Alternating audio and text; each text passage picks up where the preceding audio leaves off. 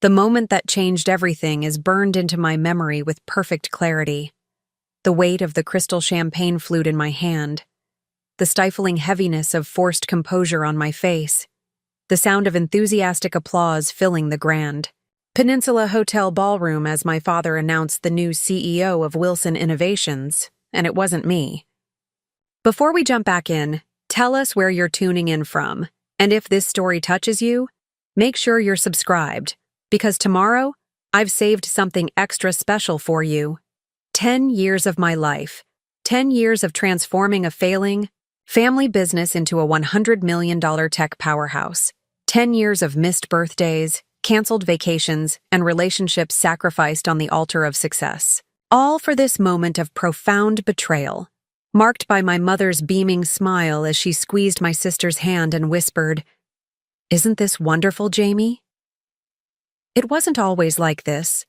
When I joined Wilson Innovations a decade ago, we were a struggling software consultancy on the brink of irrelevance. 20 employees crammed into a dreary office park on the outskirts of Seattle, outdated infrastructure, and clients steadily migrating to more innovative competitors. My father, Robert Wilson, had founded the company with my grandfather in the early days of enterprise software, and for years they'd enjoyed modest success providing IT solutions to local businesses. But the tech landscape had shifted dramatically, and Wilson Innovations hadn't evolved with it. I had just completed my MBA at Stanford with multiple job offers from Silicon Valley giants. The rational choice was obvious. Accept the six-figure salary at a prestigious tech firm, build my career on solid ground. Instead, I found myself drawn back to Seattle by my father's appeal. "The family business needs you, Jamie. Your fresh perspective could turn things around." Looking back, I recognize the irony in those words. My fresh perspective was valuable when the company was failing, but apparently disposable once it succeeded. Those first months were brutal. I worked 18-hour days analyzing what remained of our client base, our technical capabilities, and potential growth markets. The diagnosis was clear. We needed to pivot from general IT consulting to specialized development in an emerging field. Artificial intelligence for healthcare presented the perfect opportunity: high barriers to entry, significant growth potential, and a chance to do meaningful work that could genuinely improve patient outcomes. My father resisted initially. "We're software consultants, Jamie. We always have been. This AI healthcare thing is speculative at best."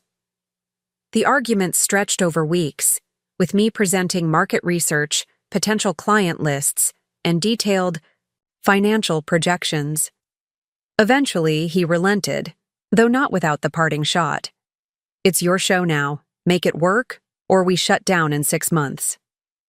That ultimatum became my driving force. I slept on a couch in my cramped office more nights than I care to remember, subsisting on vending machine snacks and sheer determination. I personally recruited our first AI specialists, promising competitive salaries we couldn't yet afford, and equity in a company that might not survive. I cold-called dozens of healthcare providers, securing meetings through persistence alone, pitching our vision for diagnostic AI systems that could augment physician decision-making. The breakthrough came when Northwest Medical Center agreed to pilot our first rudimentary algorithm, designed to flag potential diagnostic oversights in their radiology department. The system was basic compared to what we would eventually build, but it caught 3 significant misdiagnoses in its first month of operation. Word spread through medical circles, and suddenly we had a waiting list of interested hospitals. MediMind, as we branded our diagnostic AI platform, grew from that humble beginning. Version 2.0 expanded beyond radiology to analyze lab results and patient histories, identifying patterns human physicians might miss. Version 3.0 incorporated natural language processing to scan medical literature and suggest treatment options. With each iteration, our client base expanded and our reputation solidified. We outgrew the dreary office park within 2 years, relocating to a gleaming downtown Seattle high-rise with our illuminated blue logo visible across the skyline.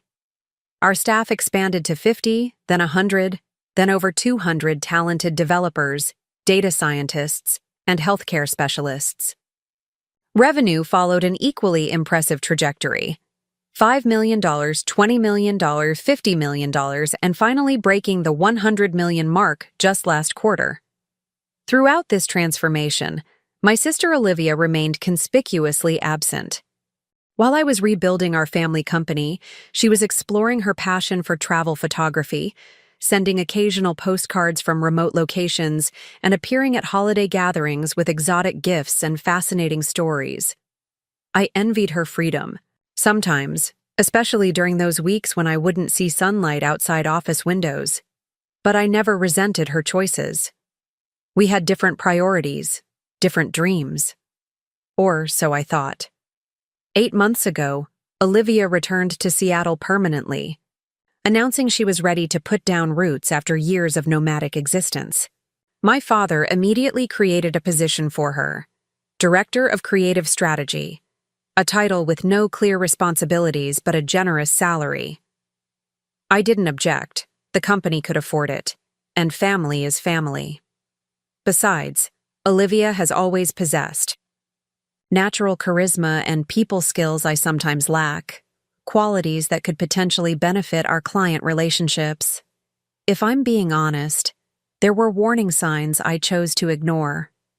The increasing frequency of closed-door meetings between Olivia and my father, the casual questions about our client contracts and intellectual property arrangements, the subtle shift in how board members began deferring to her opinions on matters she had no experience with.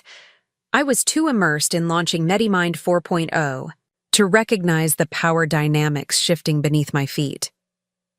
Which brings me back to that moment in the Grand Peninsula Hotel ballroom. Our company's 25th anniversary celebration, meticulously planned to showcase our unprecedented growth and technological achievements. White linen tablecloths adorned with centerpieces of blue orchids, matching our corporate colors. The room filled with board members, key healthcare partners, and employees who had been with us through the transformation. An evening meant to celebrate success, not orchestrate my professional execution. My father stood at the podium, silver, hair perfectly styled, custom navy suit emphasizing his still impressive physique at 68. Wilson Innovation stands at a pivotal moment in its history, he began, his resonant voice carrying across the silent room. 25 years ago, my father and I started a small software consultancy with big dreams. Today, thanks to the dedication of everyone in this room, we've achieved what once seemed impossible: $100 million in annual revenue and a leadership position in healthcare AI. I smiled modestly at the applause, expecting my father to acknowledge my role in this transformation. Instead, he continued, "As we look to the future, fresh leadership will guide Wilson Innovations to even greater heights. Leadership with global perspective, creative vision, and bold ideas." My smile froze as unease crept up my spine. As I approach retirement, I'm thrilled to announce that Olivia Wilson will be taking over as CEO of Wilson Innovations next month. The room erupted in applause. Across the table, my mother squeezed Olivia's hand, her face glowing with maternal pride. Olivia herself managed to appear simultaneously surprised and prepared, rising gracefully to join our father at the podium. I sat immobilized, wine glass half raised, face locked in what I hoped resembled congratulatory pleasure rather than stunned betrayal. "Thank you, Dad," Olivia said, her voice steady despite the supposed surprise. "I'm honored by this opportunity and excited to lead Wilson Innovations into its next chapter. While I have big shoes to fill, I bring a fresh perspective on where we can take this company. Jamie has built an incredible foundation with MediMind, and now we have the chance to expand beyond healthcare into exciting new markets." Beyond healthcare? The word sent alarm bells ringing. Our entire business model, client relationships, and technical expertise were centered on healthcare AI. Preparing and narrating this story took us a lot of time, so if you are enjoying it, subscribe to our channel. It means a lot to us. Now back to the story. expanding beyond, would mean abandoning the specialized niche we had painstakingly carved out over a decade. Throughout Olivia's speech, I maintained my composure, nodding at appropriate moments, raising my glass for the toast to Wilson Innovation's bright future. Years of business negotiations had taught me to mask my emotions, a skill that served me well as colleagues approached with awkward combinations of congratulations and condolences. "You've done amazing work, Jamie. The company wouldn't be where it is without you. This must be bittersweet, but I'm sure you'll enjoy having more free time. Olivia mentioned you'll be staying on in a technical capacity. That's good news." Each well-intentioned comment twisted the knife deeper. A technical capacity. After 10 years as the de facto leader, I was being relegated to a supporting role. Not because of performance issues or strategic disagreements, but simply because my father had decided it was time for his daughter to have her turn at the helm. I excused myself from the celebration as soon as decently possible, citing an early morning meeting with a potential healthcare partner in Portland. In reality, I couldn't bear another minute of watching Olivia accept accolades for success she had no part in building. I needed space to think, to plan, to decide how to respond to this blindside attack on everything I'd created. The drive to my downtown apartment should have been calming. Seattle at night has always been my favorite view. The twinkling skyline reflected in Elliott Bay, Mount Rainier occasionally visible on clear evenings, looming like a sentinel over the city. Tonight, I barely registered the scenery, my mind, racing with calculations, contingencies, and a growing sense of righteous anger. Inside my apartment, I kicked off my dress shoes and poured 3 fingers of 25-year-old Macallan Scotch, a bottle I'd been saving for a special occasion. This wasn't the celebration I'd imagined, but it seemed fitting nonetheless. I stood by the floor-to-ceiling windows overlooking the city, the same view I'd promised myself when working from that dreary office park during those first desperate months. "To the next chapter," I whispered, the expensive scotch burning a path down my throat. I hadn't cried since I was 14, and my father told me that my idea for a coding camp for disadvantaged kids was impractical idealism. I hadn't cried when I graduated summa cum laude from Stanford, and he skipped the ceremony for a business conference. I hadn't cried when I received multiple job offers from prestigious tech firms, only to be told the family business needed me more. And I wouldn't cry now, even as 10 years of sacrifice evaporated in a single evening of familial betrayal. Instead, I did what I always do when faced with a problem. I analyzed it methodically. I opened my laptop and pulled up the company records. Wilson Innovations had been worth approximately $3 million when I joined, a fair valuation for a struggling regional IT consultancy with an outdated business model. I scrolled through year-by-year growth charts, product development timelines, and client acquisition data, all meticulously documented. The pivot to healthcare AI in year 1. The development of our proprietary diagnostic algorithms in years 2 and 3. The expansion into predictive analytics in year 4. Each strategic decision, each technological breakthrough, each major client acquisition bearing my signature, my vision, my countless hours of labor. There it was in cold, hard numbers, a 33x increase in company valuation, from $3 million to $100 million under my leadership. Not through market bubbles or accounting gimmicks, but through genuine innovation and value creation. And now my reward was a demotion to technical capacity, while my sister, who had spent the decade building her Instagram following instead of building the company, would reap the rewards of my work. The injustice burned hotter than the scotch in my veins. But unlike my father and sister, I wouldn't act on emotion alone. I needed leverage, and leverage comes from information.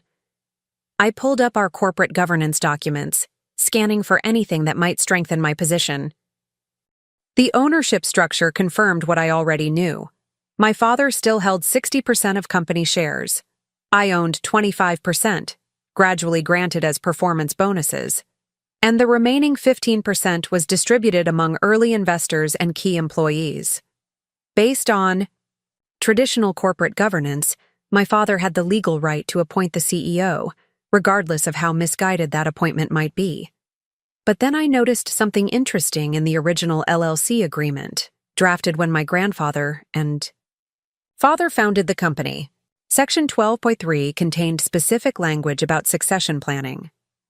Any family member who has worked in the business for at least 5 years and developed a product line generating more than 25% of annual revenue is entitled to proportional decision-making authority in their area of expertise.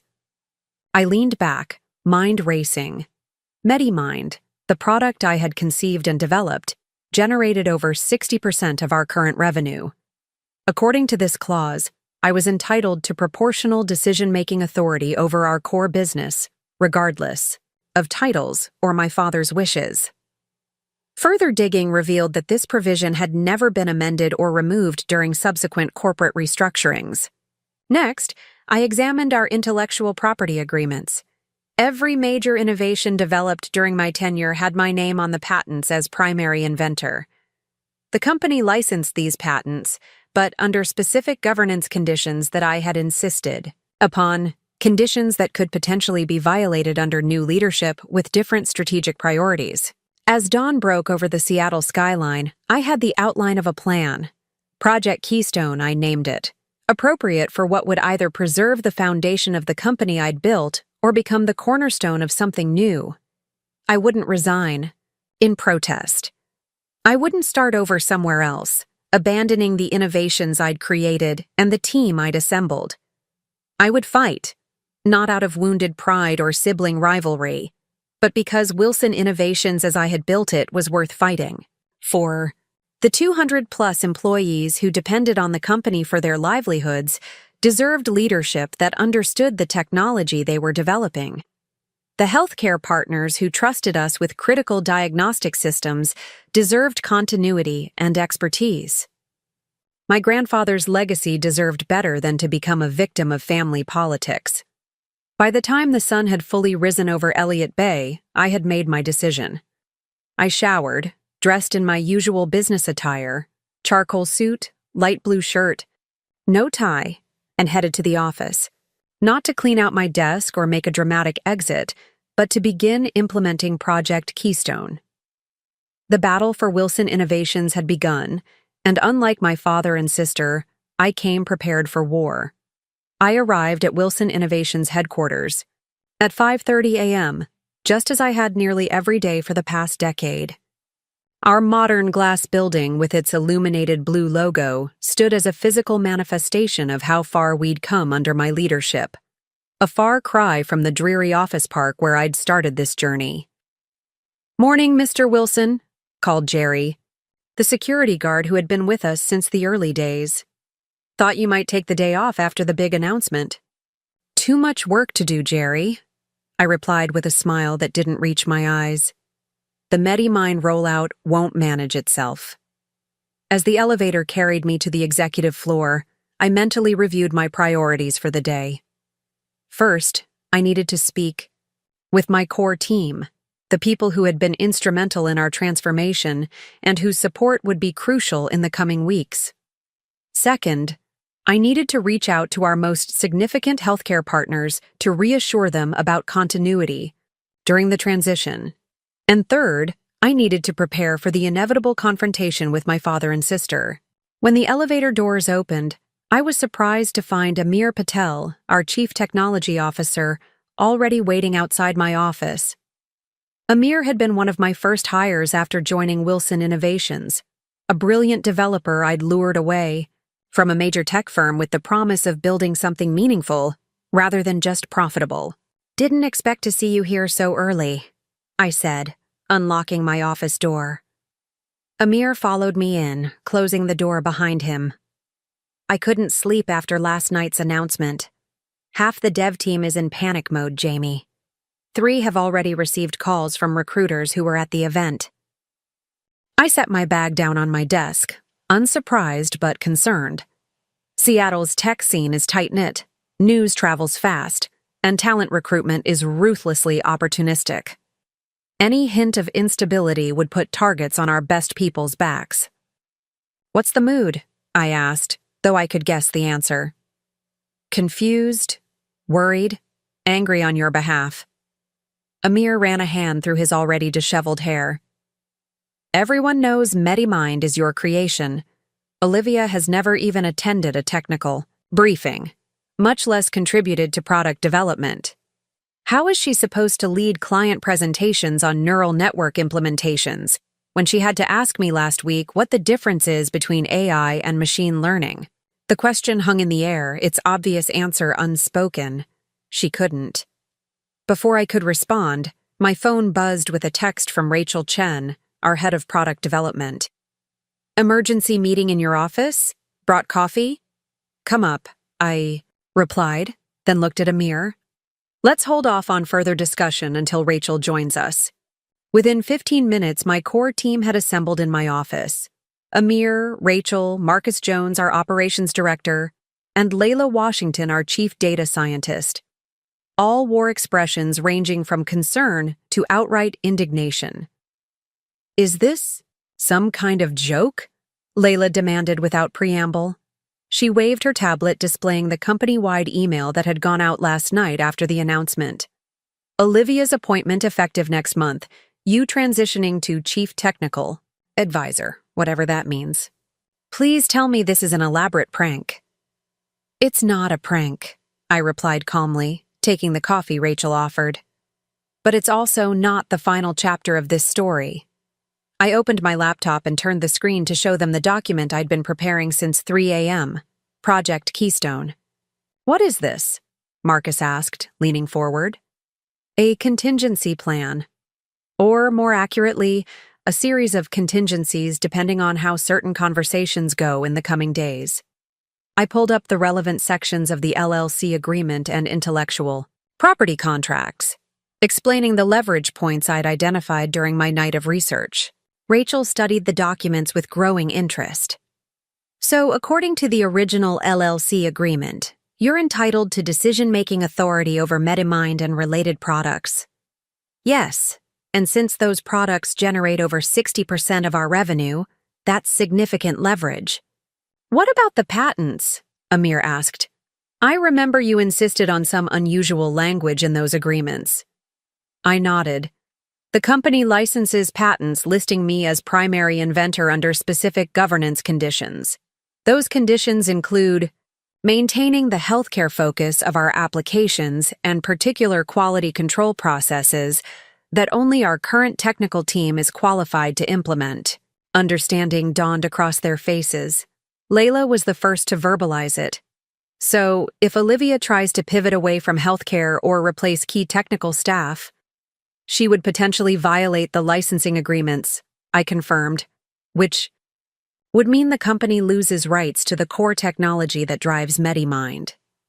Marcus whistled softly. "That's one hell of a dead man's switch. Have you always been this paranoid? Or is it a recent development?" I couldn't help but smile slightly. "Let's call it prudent planning. I love this company too much not to protect it, even from my own family's poor decisions." "So what's the play here?" Amir asked, the question hanging heavy in the room. "Are you leaving to start a competitor? Taking the tech team with you?" "That's one possible outcome," I acknowledged. "But it's not my preferred scenario. Ideally, I'd like to see a leadership structure that reflects actual contributions and expertise, with Olivia focusing on areas where she might genuinely add value while I continue directing our core technology and healthcare partnerships." My phone buzzed again, a calendar invitation from Olivia for a strategic vision alignment meeting at 11 a.m., CC'd to the entire executive team. "Perfect timing," I said, showing them the invite. "Let me handle this meeting alone first. I need to understand exactly what Dad and Olivia are planning before we make any definitive moves." As my team filed out, each expressing their support in different ways, Layla's fierce, "We're with you whatever you decide." Rachel's practical, "I'll prepare impact assessments for different scenarios." Marcus's loyal, "Just give the word." I felt a complex mixture of emotions: gratitude for their solidarity, responsibility for their careers, And beneath it all, a steely determination that had carried me through countless challenges over the past decade. This wouldn't be like the pivot to healthcare AI, or the development of MediMind, or the expansion into international markets. Those were business challenges with technical solutions. This was personal, familial, emotional, but no less deserving of strategic thinking and careful execution. I spent the next few hours reviewing our current projects, ensuring nothing critical would be disrupted by the leadership uncertainty. At 10:55, I made my way to the main conference room, the room where I had pitched MediMind to our first major client 4 years ago, where I had led countless product development meetings, where I had built the future of Wilson Innovations, one decision at a time. Olivia arrived 5 minutes late, dressed in an expensive designer suit that probably cost more than most of our developers made in a month. Dad followed behind her, his silver hair perfectly coiffed, his expression unreadable. No one else from the executive team had been invited, I noticed, a deviation from the calendar invitation.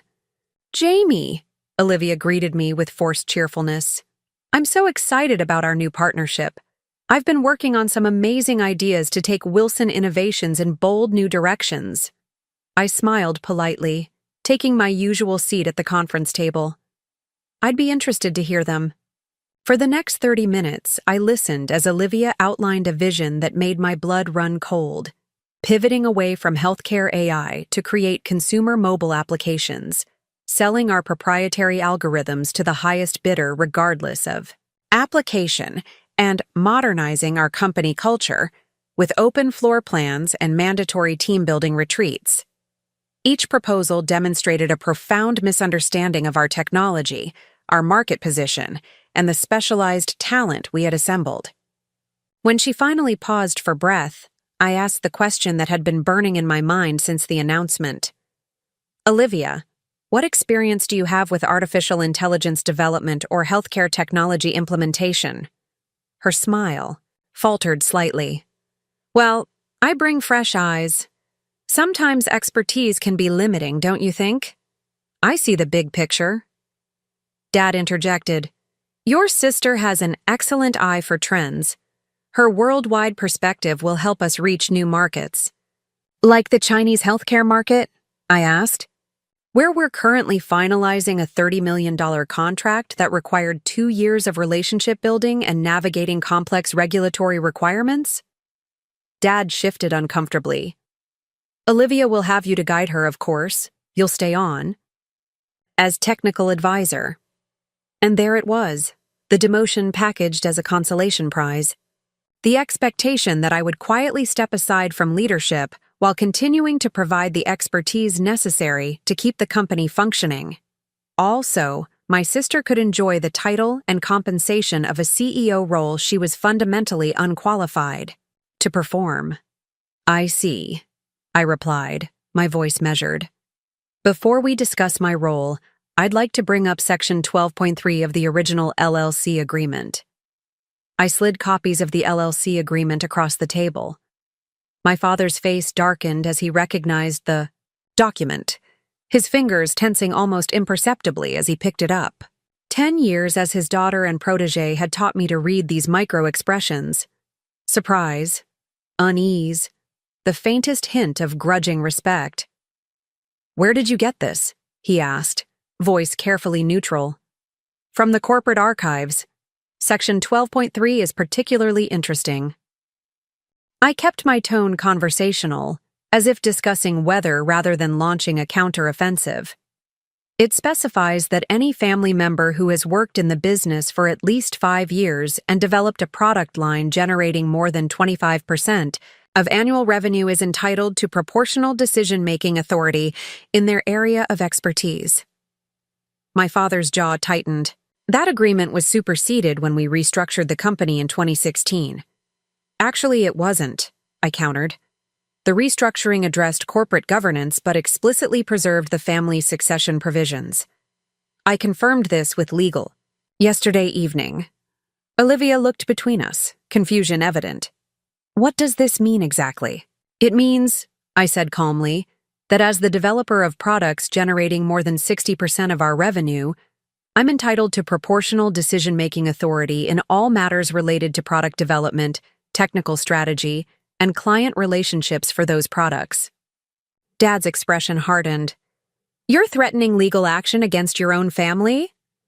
I'm proposing an alternative structure, I corrected, sliding another document across the table. Dual leadership. Olivia as CEO of business operations and strategy. Me as CEO of technology and product development. Both positions with equal authority in their domains, reporting to you as executive chairman during a transition period. The proposal was carefully crafted to offer a face-saving compromise while preserving my control over the aspects of Wilson Innovations that mattered most. Olivia could have her CEO title and focus on areas where her perspective might genuinely add value. I would maintain leadership over our core technology and client relationships. My father could retain oversight during a transition period, allowing him to feel his authority hadn't been completely undermined. Olivia looked relieved at this compromise, but Dad's expression darkened further. Impossible.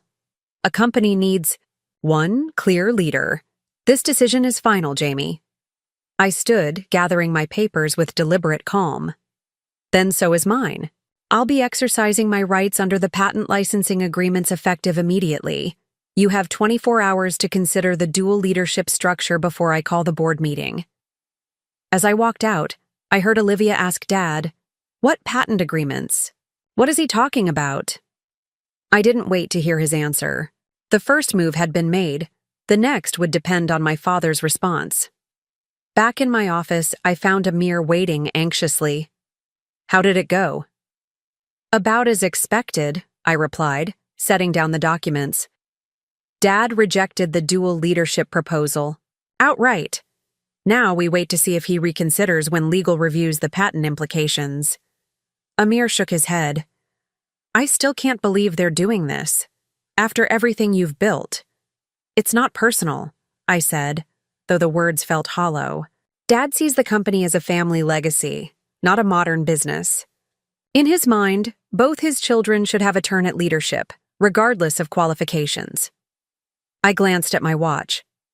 Speaking of which, I need you to call an emergency technical leadership meeting for 2 p.m. Conference room B, not the main, boardroom. What should I tell people it's about? Contingency planning. While Amir arranged the meeting, I made 2 critical phone calls. The first was to Dr. Elizabeth Morgan, Chief Medical Officer at Northwest Medical Center, our first major client and still one of our most important partners. The second was to Lawrence Patel at Morgan Stanley, who had been quietly advising me on valuation metrics for Wilson Innovations' intellectual property portfolio. By 2 p.m., Conference Room B was filled with the technical leadership that formed the backbone of Wilson Innovations. 15 brilliant minds who had architected, built, and continuously improved our healthcare AI platforms. They represented the institutional knowledge that made our products exceptional, the specialized expertise that couldn't be replaced by generic management skills. Thank you all for coming on short notice, I began, closing the door. What I'm about to share is confidential, but you deserve to know the full situation. For the next 20 minutes, I outlined the scenario. Olivia's appointment, my father's, rejection of the dual leadership proposal, and the potential futures that now lay before us. I didn't sugarcoat the implications or ask for blind loyalty. These were scientists and engineers. They deserved facts, not emotional appeals. Option 1, I concluded. My father reconsiders and accepts the dual leadership structure. Option 2, I leverage the patent licensing agreements to block any fundamental changes to our healthcare focus, essentially creating a stalemate until a better solution emerges. Option 3, I paused, ensuring I had everyone's attention. I form a new company focused exclusively on healthcare AI, taking our intellectual property and expertise with me. The room fell silent as the gravity of the third option sank in. It wasn't just a career decision, It was a potential exodus that would fundamentally reshape Wilson Innovations. Dr. Maya Gupta, our lead neural network architect, was the first to speak. If option 3 happens, would we maintain our current product direction? The diagnostic expansion for rare diseases? Absolutely, I confirmed. That would remain our core focus. What about existing client contracts? Asked Tom Keller, head of implementation. Would they transfer? That would depend on the specific legal outcomes, I admitted. But most of our major healthcare partners have already expressed concerns about the leadership transition. I believe many would follow the technical team and intellectual property rather than staying with the Wilson name alone. The questions continued: practical, technical, financial. Not a single person asked about titles or compensation, a testament to the culture we had built. These weren't corporate climbers. They were mission-driven innovators who believed in what we were creating. As the meeting concluded, I made one thing clear. I'm not asking for decisions today. This is information sharing, not recruitment. Whatever happens in the coming days, each of you needs to make the choice that's right for your own career and circumstances. Maya lingered after the others filed out. She had been with me almost from the beginning, turning theoretical AI concepts into functional diagnostic systems. You built this, Jamie, she said quietly. Not just the company or the technology, but this team. Whatever path forward you choose, I think you know where most of us stand. Her words carried both reassurance and responsibility. If I chose option 3, I wouldn't be starting over alone. But I would be responsible for the livelihoods and careers of dozens of people who trusted my leadership. Let's hope it doesn't come to that, I replied, though we both knew hope was not a strategy. The next 24 hours passed in a strange limbo of ordinary business operations overlaid with extraordinary tension. I attended scheduled meetings, reviewed development progress on MediMind 4.0, and spoke with international healthcare partners as if nothing had changed. Meanwhile, the countdown to my self-imposed deadline ticked inexorably forward. At 10 a.m., the following morning, exactly 24 hours after our confrontation, my office phone rang. It was my father's assistant, her voice carefully professional. Mr. Wilson would like to see you in his office immediately. The walk to my father's office felt longer than usual. I'd made this journey countless times over the past decade, bringing problems, solutions, triumphs, setbacks, always as the daughter seeking approval, the dedicated protege building his legacy. Today, I walked as an equal, perhaps even an adversary. My father wasn't alone. Olivia sat in one of the visitor chairs looking uncomfortable. More surprisingly, Harold Zimmerman, our company's longtime legal counsel, occupied the other chair. His presence confirmed that my father had taken the patent implications seriously enough to seek legal advice. Jamie, my father nodded toward the empty chair. Harold has been reviewing the documents you referenced yesterday. I sat, maintaining a neutral expression. And? Harold cleared his throat. I've examined both the original LLC agreement and the subsequent restructuring documents. While the situation isn't entirely clear-cut, there is legal merit to your position regarding decision-making authority for product lines you've developed. My father's expression tightened, but he remained silent as Harold continued. Additionally, the patent licensing agreements contain unusual governance conditions that could potentially be triggered by significant changes in product direction or technical leadership. Translation: I had them cornered, legally speaking. My father leaned forward, fingers steepled. I've reviewed your dual leadership proposal. While I maintain that a traditional single CEO structure would be preferable, I recognize the unique circumstances we face. It wasn't quite surrender, but it was movement. I waited, letting the silence stretch. I'm prepared to consider a modified version of your proposal, he finally continued.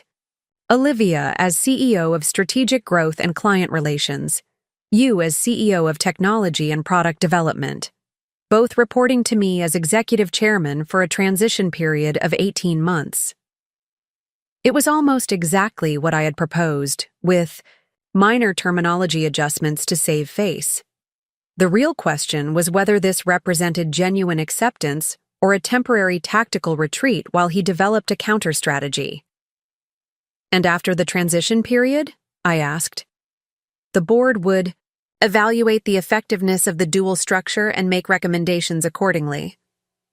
I nodded slowly. I'd want that evaluation process clearly defined in writing, with objective performance metrics for both leadership positions. Of course, my father agreed, perhaps too quickly. Olivia had remained silent throughout this exchange, her expression fluctuating between relief and uncertainty. I turned to her directly. What are your thoughts on this structure, Olivia?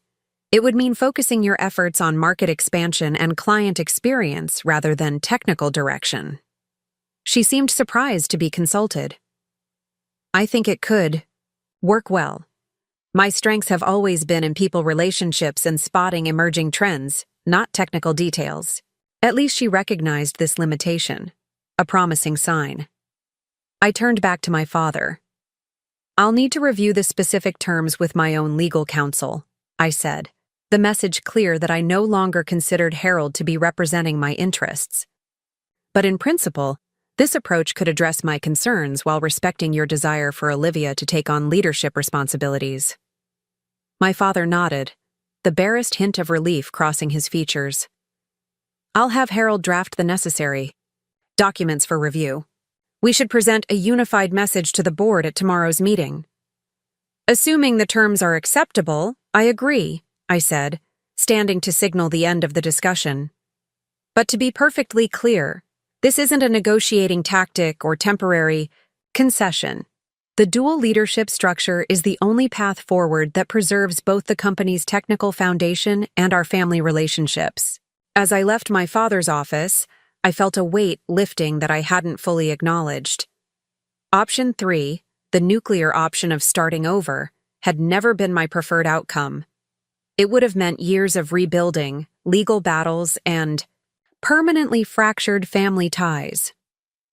The dual leadership structure, while not ideal, offered a viable compromise that protected what mattered most: the innovative work we were doing and the team that made it possible. Back in my office, I called Lawrence Patel to put our contingency planning on hold, then gathered my executive team to share the tentative agreement. Their reactions ranged from cautious optimism to lingering skepticism. "Do you trust this?" Amir asked bluntly when the others had left. "Your father doesn't strike me as someone who easily accepts compromise." "Trust, but verify," I replied. The formal agreements will include specific protections and governance mechanisms. And frankly, Dad is nothing if not pragmatic. He recognizes that forcing me out would damage or destroy the company he spent his life building. And Olivia? Can you work with her? It was a fair question. Despite growing up in the same household, Olivia and I had never been particularly close. Different interests, different personalities, different life trajectories. Now we would be yoked together in business leadership. "I think so," I said after a moment's reflection. "Whatever her limitations in technical knowledge, she's intelligent and adaptable. And she seems to recognize the boundaries of her expertise, which is crucial." Amir didn't look entirely convinced, but he nodded. "Well, it's better than civil war. I'll let the technical team know we're likely staying put." The board meeting the following morning would normally be a routine quarterly review. Instead, it would formalize one of the most significant leadership transitions in Wilson Innovation's history. I spent the evening reviewing the draft agreements Harold had prepared, suggesting modifications to strengthen the autonomy of my domain and ensure clear metrics for the eventual evaluation of the dual structure's effectiveness. By morning, we had reached acceptable terms. The board meeting would make it official, assuming the board approved.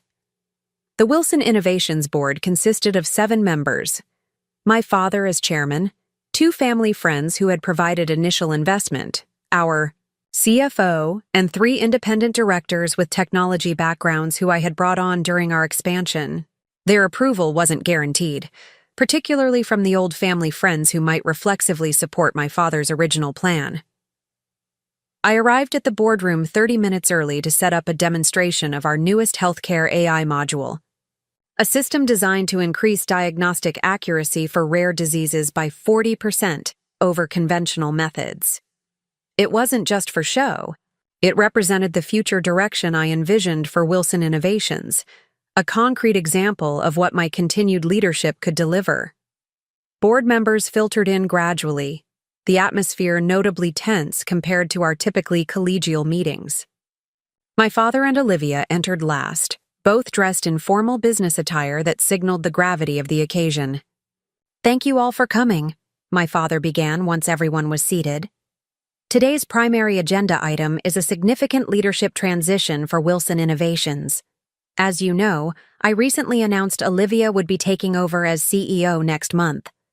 However, after further discussion, we're proposing a modified structure that better reflects our company's unique characteristics." He outlined the dual leadership model, explaining how it would leverage both Olivia's and my distinct strengths.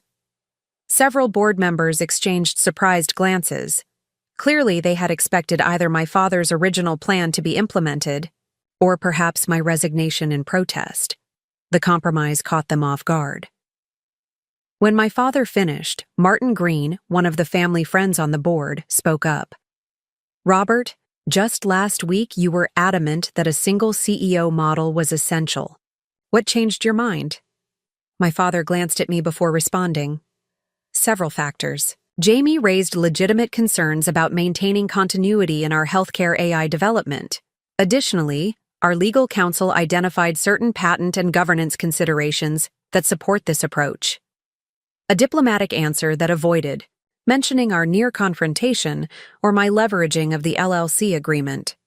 Dr. Catherine Lin, one of the independent directors with a background in healthcare technology, studied the proposal with evident interest.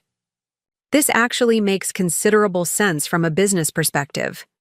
Healthcare AI requires specialized expertise and established relationships. The dual structure ensures we maintain those while expanding into new markets." Several other board members nodded in agreement. "I'd like to hear from both Jamie and Olivia," said Green, still looking skeptical. "Do you two believe you can work effectively in this structure?" Olivia spoke first. "I believe this arrangement plays to both our strengths. Jamie has built an incredible technical foundation, while I can focus on market expansion and client experience, areas where my perspective might bring fresh opportunities." Her answer was diplomatic and self-aware, more so than I might have expected. Perhaps the reality of potentially leading a complex technology company had tempered her initial enthusiasm. When all eyes turned to me, I activated the display, screen showing our rare disease diagnostic module. This represents the future of Wilson Innovations, advanced AI systems that meaningfully improve healthcare outcomes. It's the culmination of years of focused development and deep understanding of both the technology and the healthcare environment.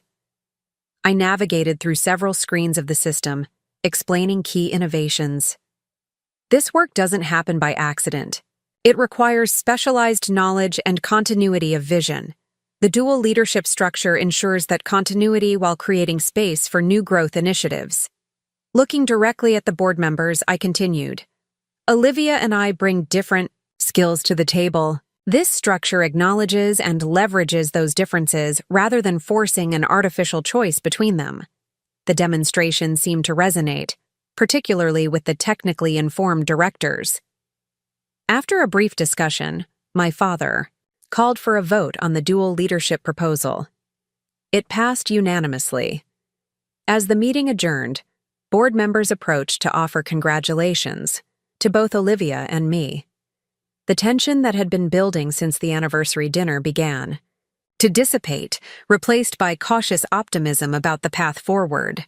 My father caught my eye as people were leaving and gave a slight nod, acknowledgement, if not quite approval. It was more than I expected, and in its way, a minor victory. Outside the boardroom, Olivia touched my arm lightly. Can we talk? Maybe coffee in the cafe downstairs? 10 minutes later, we sat across from each other at a small table in the building's ground floor cafe, away from the curious eyes of Wilson Innovations employees who would soon be hearing about the new leadership structure. I owe you an apology, Olivia began, surprising me. I knew Dad was planning to make me CEO, but I didn't understand what that really meant for the company. Or for you. Her candor was unexpected. What did you think it meant? She turned her coffee cup slowly. Honestly, I thought it was largely ceremonial. Dad talked about me being the face of the company, while you handled the technical side. It sounded like I'd be doing the networking and public appearances while you'd continue running everything important behind the scenes. The naivete of this perspective was almost stunning. That's not how CEO positions work, Olivia. It's ultimate decision-making authority, not a PR role. I realize that now, she admitted. When Dad showed me the actual responsibilities and compensation package, I got excited about the opportunity. But these past few days have been educational. I've seen how complex this business really is, how much specialized knowledge is required. She looked up, meeting my eyes directly. I'm not unqualified for leadership, Jamie. I've managed large-scale photography projects internationally, navigated complex logistics and team dynamics. But I am unqualified to make decisions about neural network implementations or healthcare regulations. The dual structure makes sense. Her self-awareness was refreshing and suggested that working together might be more feasible than I had initially thought. For what it's worth, she continued, I do think I can bring value in certain areas: international market development, client experience design, brand positioning. These are things I understand deeply from my work, and maybe some fresh perspective on company culture. I nodded slowly. Those are legitimate contributions. The key is respecting domain boundaries. You lead where your expertise applies, I lead where mine does. Partners? She extended her hand across the table. I hesitated only briefly before shaking it. Partners, though we have a lot of details to work out before this becomes operational. 1 month to figure it out, she said with a smile that reminded me of our childhood. Olivia always had been the optimist between us. But first, we need to announce this to the company. People are confused and worried after Dad's original announcement. She was right. The rumor mill had undoubtedly been working overtime since the anniversary dinner. A clear, unified message about the new leadership structure was essential to stabilize the organization. All hands meeting tomorrow morning, I suggested. We'll present the dual structure together, emphasizing continuity in our core business while highlighting opportunities for growth in new areas. Olivia nodded enthusiastically. I'll work on talking points tonight and send them over for your review. As we walked back to the elevator, I felt cautiously optimistic. The dual leadership model was unprecedented in Wilson Innovations' history and would undoubtedly present challenges. But the alternative, walking away from the company I had built or watching it potentially disintegrate under inexperienced leadership, would have been far worse. That evening, I called Dr. Elizabeth Morgan at Northwest Medical Center to share the news. As our first major client and a trusted advisor, her perspective mattered. Dual CEOs? She said, sounding intrigued rather than concerned. That's unusual in the tech world, but actually quite common in healthcare. Many hospital systems have a medical director and an administrative CEO working in partnership. Her comparison was apt and reassuring. The key will be clear role definition and communication, I acknowledged. And trust, Elizabeth added. You'll need to trust your sister's judgment in her domain, just as she needs to trust yours. Trust had never been Wilson Innovations' strong suit. My father had always operated on a need-to-know basis with tight control over information flow. Building a more collaborative leadership culture would require fundamental changes in how we operated. Change is coming to Wilson Innovations one way or another, I told Elizabeth. Better to shape it intentionally than resist it futilely. After we hung up, I spent several hours reviewing Olivia's draft talking points for the all-hands meeting. They were surprisingly good, clear, authentic, and appropriately balanced between acknowledging concerns and painting an optimistic future vision. Her communications background was evident in the narrative structure and emphasis on human elements of the transition. I made only minor edits before sending it back with a note. Strong draft. Looking forward to presenting this together tomorrow. It was a small gesture of collegiality, but it felt significant. Perhaps the first step toward a genuine partnership rather than a reluctant compromise. The following morning, the company auditorium filled quickly. Every employee who could be spared from essential operations had gathered, the atmosphere electric with anticipation and uncertainty. News of yesterday's board meeting had leaked, but details remained scarce, fueling speculation. My father opened the meeting, his authoritative presence commanding immediate attention. He briefly recapped the anniversary announcement, then pivoted to the new development. After thoughtful discussion with both Jamie and Olivia, and with unanimous board approval, we're implementing a dual leadership structure that better serves Wilson Innovations' complex needs. He outlined the basic framework, then introduced Olivia and me as co-leaders who will guide this company into its next chapter of growth and innovation. Olivia spoke next, her natural charisma evident as she connected with the audience. She acknowledged the initial confusion caused by the original announcement and her own learning curve regarding our healthcare AI focus. What became abundantly clear through discussions with Jamie and the board is that Wilson Innovations' success comes from complementary strengths, technical excellence and innovation paired with market understanding and client relationships. The dual leadership structure formalized yesterday doesn't divide the company. It amplifies these complementary strengths. She outlined her vision for expanding our market presence while respecting the healthcare foundation that had made us successful. When she introduced me, the handoff felt natural, not forced. I stepped to the podium, looking out at the faces of people who had built Wilson Innovations alongside me, from veteran engineers who had weathered the early pivots to recent graduates attracted by our cutting-edge AI work. 10 years ago, I joined a struggling IT consultancy with 20 employees and an uncertain future. Today, we stand as a $100 million healthcare AI leader with technologies that meaningfully improve patient outcomes across the globe. That transformation didn't happen by accident or individual effort. It happened through collective expertise, dedication, and innovation. I gestured toward the screen behind me, which displayed our product roadmap for the coming year.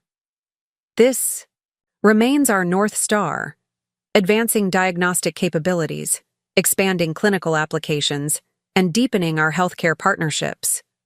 The dual leadership structure ensures continuity in these core initiatives, while creating space for strategic growth in complementary directions. As the presentation concluded and employees began asking questions, I noticed a subtle shift in the room's energy, from anxiety to cautious optimism. The clear delineation of responsibilities seemed to reassure technical staff concerned about Olivia's inexperience with AI, while administrative employees appreciated the emphasis on growth and new opportunities. By meeting's end, the immediate crisis had passed. Wilson Innovations would continue its healthcare AI focus under my technical leadership, while Olivia would explore growth opportunities that leveraged our core technologies in new ways. It wasn't the outcome I had expected when I first heard my father's announcement at the anniversary dinner, but it might ultimately prove stronger than either his original plan or my preferred alternative. As employees filed out, my father approached, his expression uncharacteristically reflective. "You handled that well," he said, nodding toward the departing crowd. "Both of you did." Coming from him, this qualified as effusive praise. "The dual structure can work," I replied, "if we all commit to making it work." He studied me for a moment, as if seeing something new.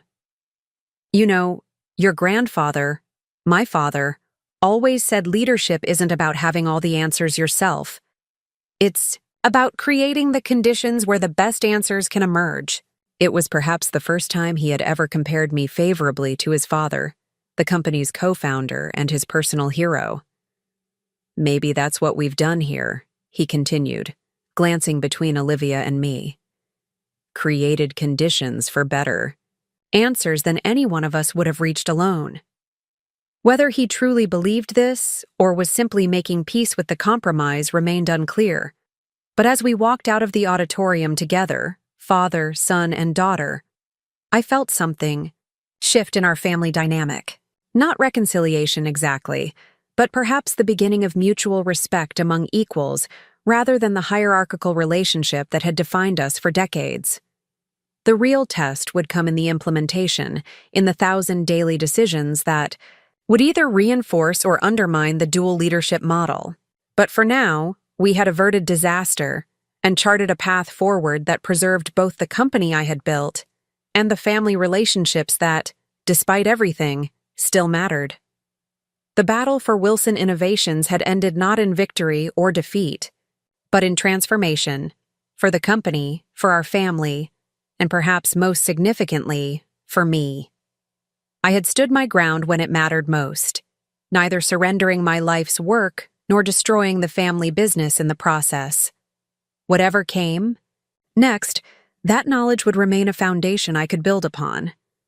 3 months after the dual leadership structure was implemented, I sat in what was now officially my office, no longer the generically titled VP of Technology space, but the clearly designated CEO of Technology and Product Development. Suite. The physical change was minor, just updated signage and some rearranged furniture, but it symbolized a significant shift in Wilson Innovations' governance. The transition hadn't been seamless. Decades of single-leader operations had created ingrained habits that resisted change. Some employees struggled to understand which CEO to approach with particular issues. A few executive team members attempted to play Olivia and me against each other, presenting different versions of the same proposal to whoever they thought more likely to approve. We'd addressed these challenges systematically, creating clear decision matrices and implementing joint executive reviews for cross-domain initiatives. I was reviewing the latest metrics for our rare disease diagnostic module when Amir knocked on my open door, tablet in hand. Got a minute? I think you'll want to see this? He placed the tablet in front of me, displaying market research on emerging healthcare technology trends. Wilson Innovations was now listed among the top 5 healthcare AI companies globally, alongside firms 10 times our size. This is from Forrester's annual Healthcare Tech Report, Amir said, unable to hide his pride. They specifically cite our innovative dual leadership model that combines deep technical expertise with creative market approaches as a competitive advantage. I scanned the analysis, a sense of validation warming my chest.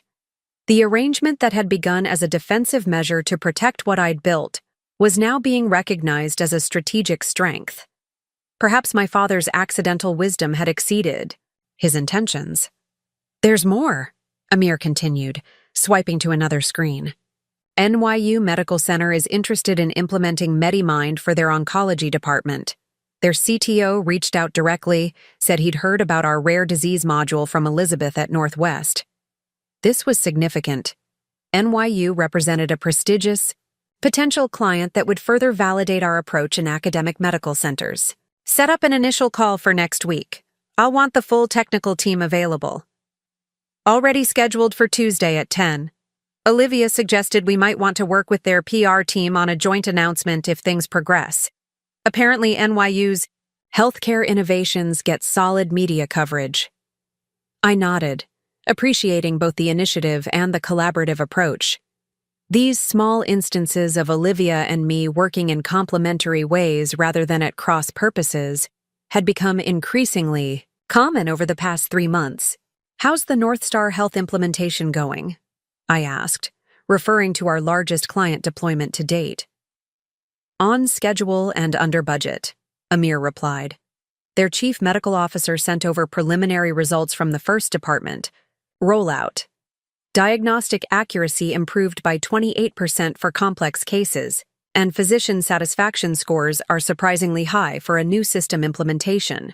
This was the work that mattered, not titles or office politics, but creating technology that meaningfully improved healthcare outcomes. Whatever complications the dual leadership structure created, it had preserved my ability to drive this core mission forward. My phone buzzed with a text from Olivia. Need your input on Singapore opportunity. Lunch? Another unexpected development of the past 3 months.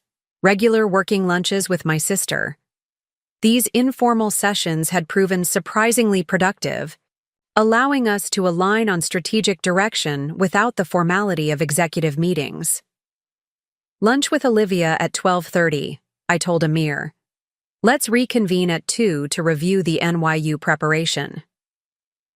40 minutes later, I met Olivia at Elliott's, a small bistro near our office that had become our unofficial meeting spot. She was already seated at our usual corner table, laptop open, and several documents spread before her.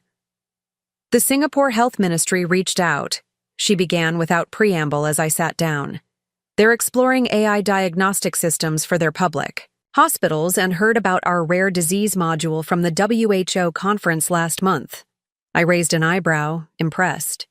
The World Health Organization conference had been Olivia's idea, a venue I would have considered too policy-focused rather than technology-oriented. Clearly, she'd made valuable connections. They're particularly interested in adapting the system for Southeast Asian genetic profiles, she continued. Their population has certain rare disease patterns that differ from our primarily Western datasets. She slid a preliminary proposal across the table. The opportunity was substantial, potentially a $40 million contract if expanded across their hospital network. But it would require significant customization of our algorithms and likely an on-the-ground presence in Singapore. This could be an excellent anchor client for Asia-Pacific expansion, I noted, scanning the details. The technical challenges are significant but solvable. We'd need to establish a dedicated development team with expertise in genetic markers specific to Southeast Asian populations. Olivia nodded. I figured as much. I've drafted 2 potential approaches. She turned her laptop toward me. Option 1 is a conservative entry, remote implementation with quarterly on-site visits. Option 2 is more aggressive, establishing a Singapore office with local technical and support staff, using this contract as the foundation for regional growth. The old Wilson Innovations under my father's leadership would have automatically chosen the conservative approach. Risk mitigation had been his primary strategic lens. But I found myself drawn to the bolder vision, particularly given Olivia's evident preparation. You're leaning toward option 2, I observed. She smiled slightly. That obvious? You've already researched office space costs and local hiring regulations, I pointed out, noting the tabs open on her browser.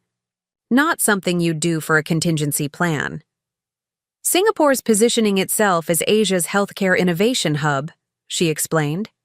Their government actively supports technology firms entering the market with tax incentives and streamlined regulatory processes. More importantly, it gives us access to a different patient demographic for training our algorithms. Her analysis was sound. The technical diversity would strengthen our AI models, making them more globally applicable. And having a physical presence would open doors throughout the region that would remain closed to remote operators. Option 2 has my support, I said. But we'll need to carefully consider the technical leadership for the Singapore office. Our algorithms aren't plug and play. They require deep understanding of the underlying architectural decisions. I was thinking Maya might be ideal, Olivia suggested. She mentioned wanting international experience during our last one-on-one. I paused, surprised. Maya Gupta was indeed perfect for the role.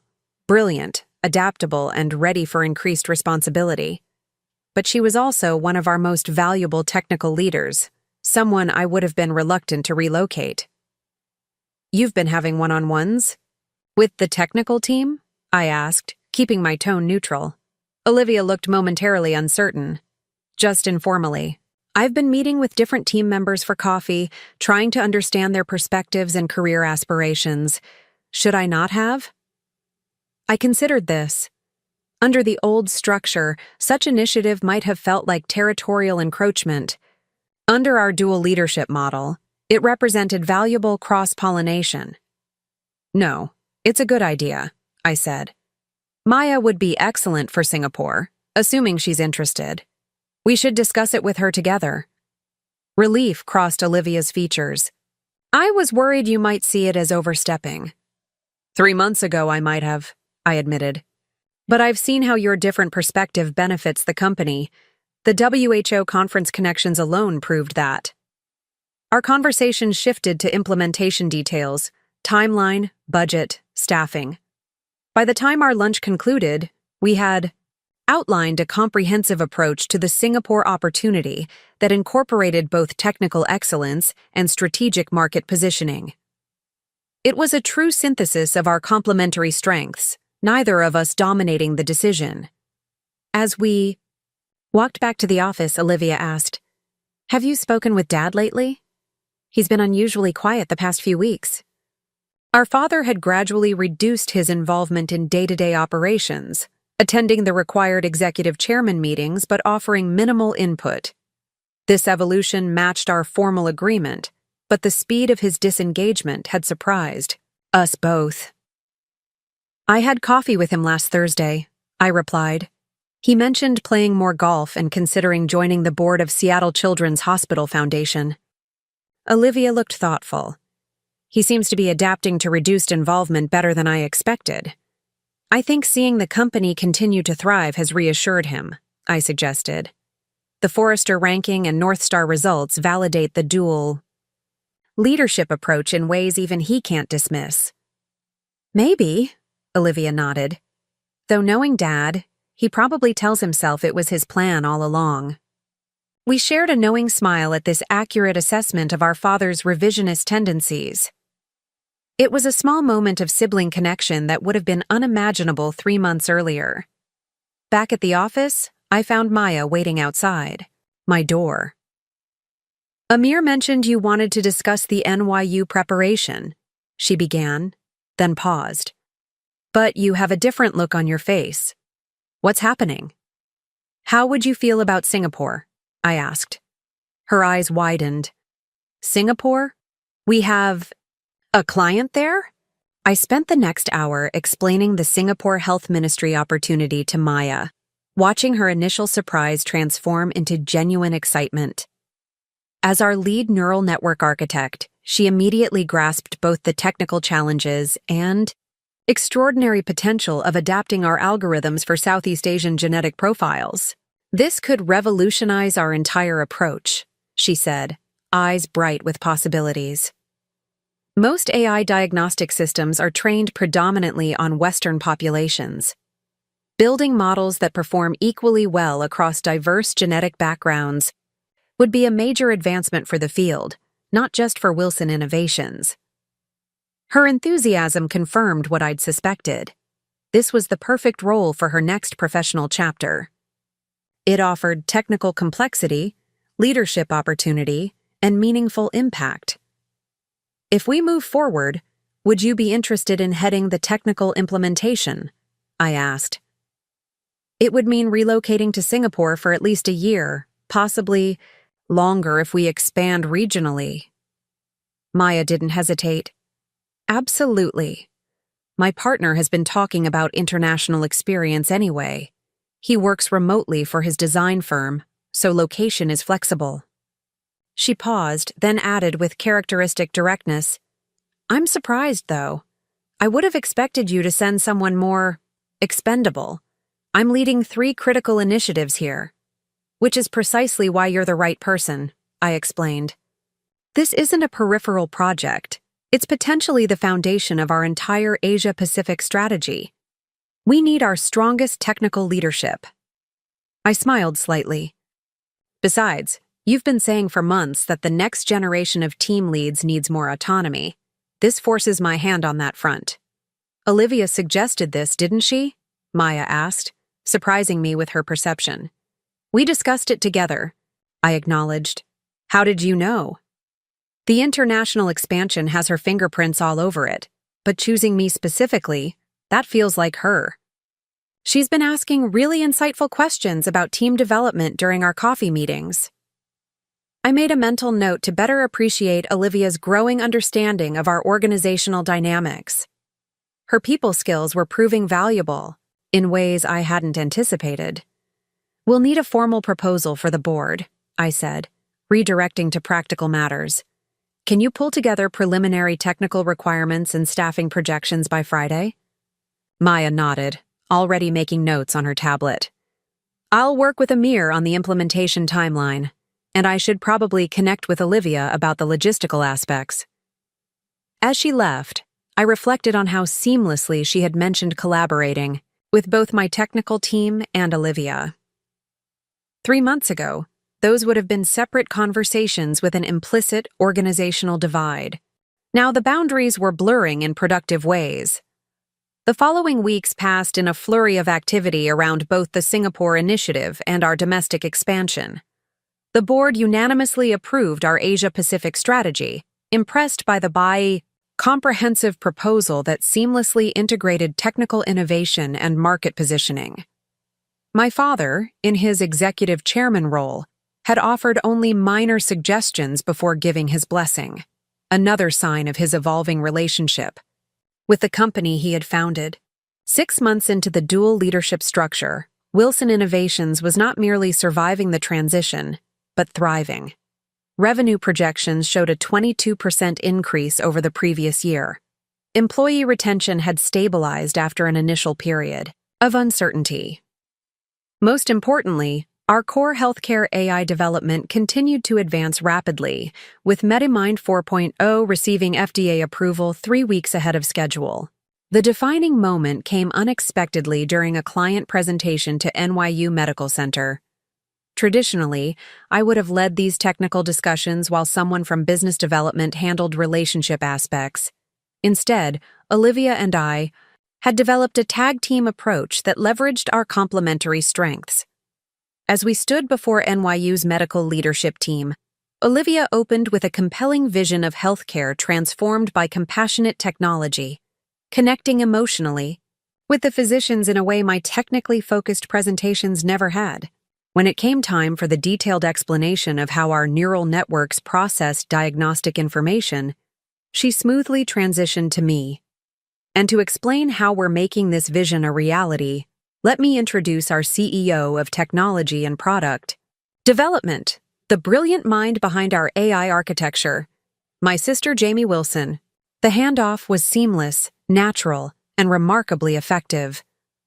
By the presentation's end, NYU's chief medical officer was leaning forward eagerly, asking detailed questions about implementation timelines. Most tech companies sell us on features, he said afterward. You showed us transformation. That's rare. Later that evening, as we celebrated the successful presentation over dinner, Olivia raised her glass. To complementary strengths, turns out we make a better team than either of us could have imagined. I clinked my glass against hers, feeling a genuine warmth that transcended our professional arrangement. The data supports your hypothesis, I replied in typical fashion, making her laugh. Always the scientist, she teased. Can't you just say we work well together? We work exceptionally well together, I amended. Better than I anticipated. Her expression grew more serious. I owe you an apology, Jamie. When Dad first proposed making me CEO, I didn't fully understand what you'd built, or how complex this business really is. I was flattered by the opportunity without appreciating the responsibility. Her candor deserved reciprocal honesty. And I underestimated what you could bring to Wilson Innovations. Your global perspective and people skills have opened doors I wouldn't have even approached.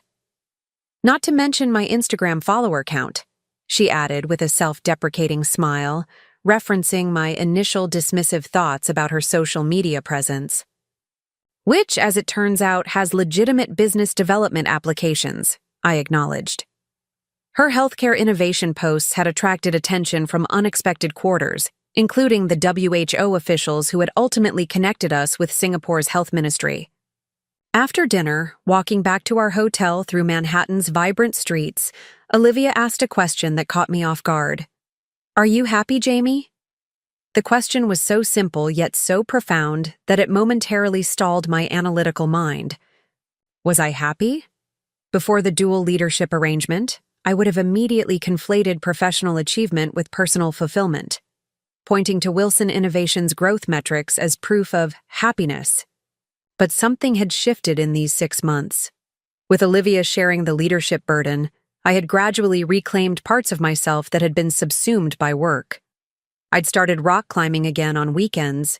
I'd reconnected with Stanford friends I'd neglected for years.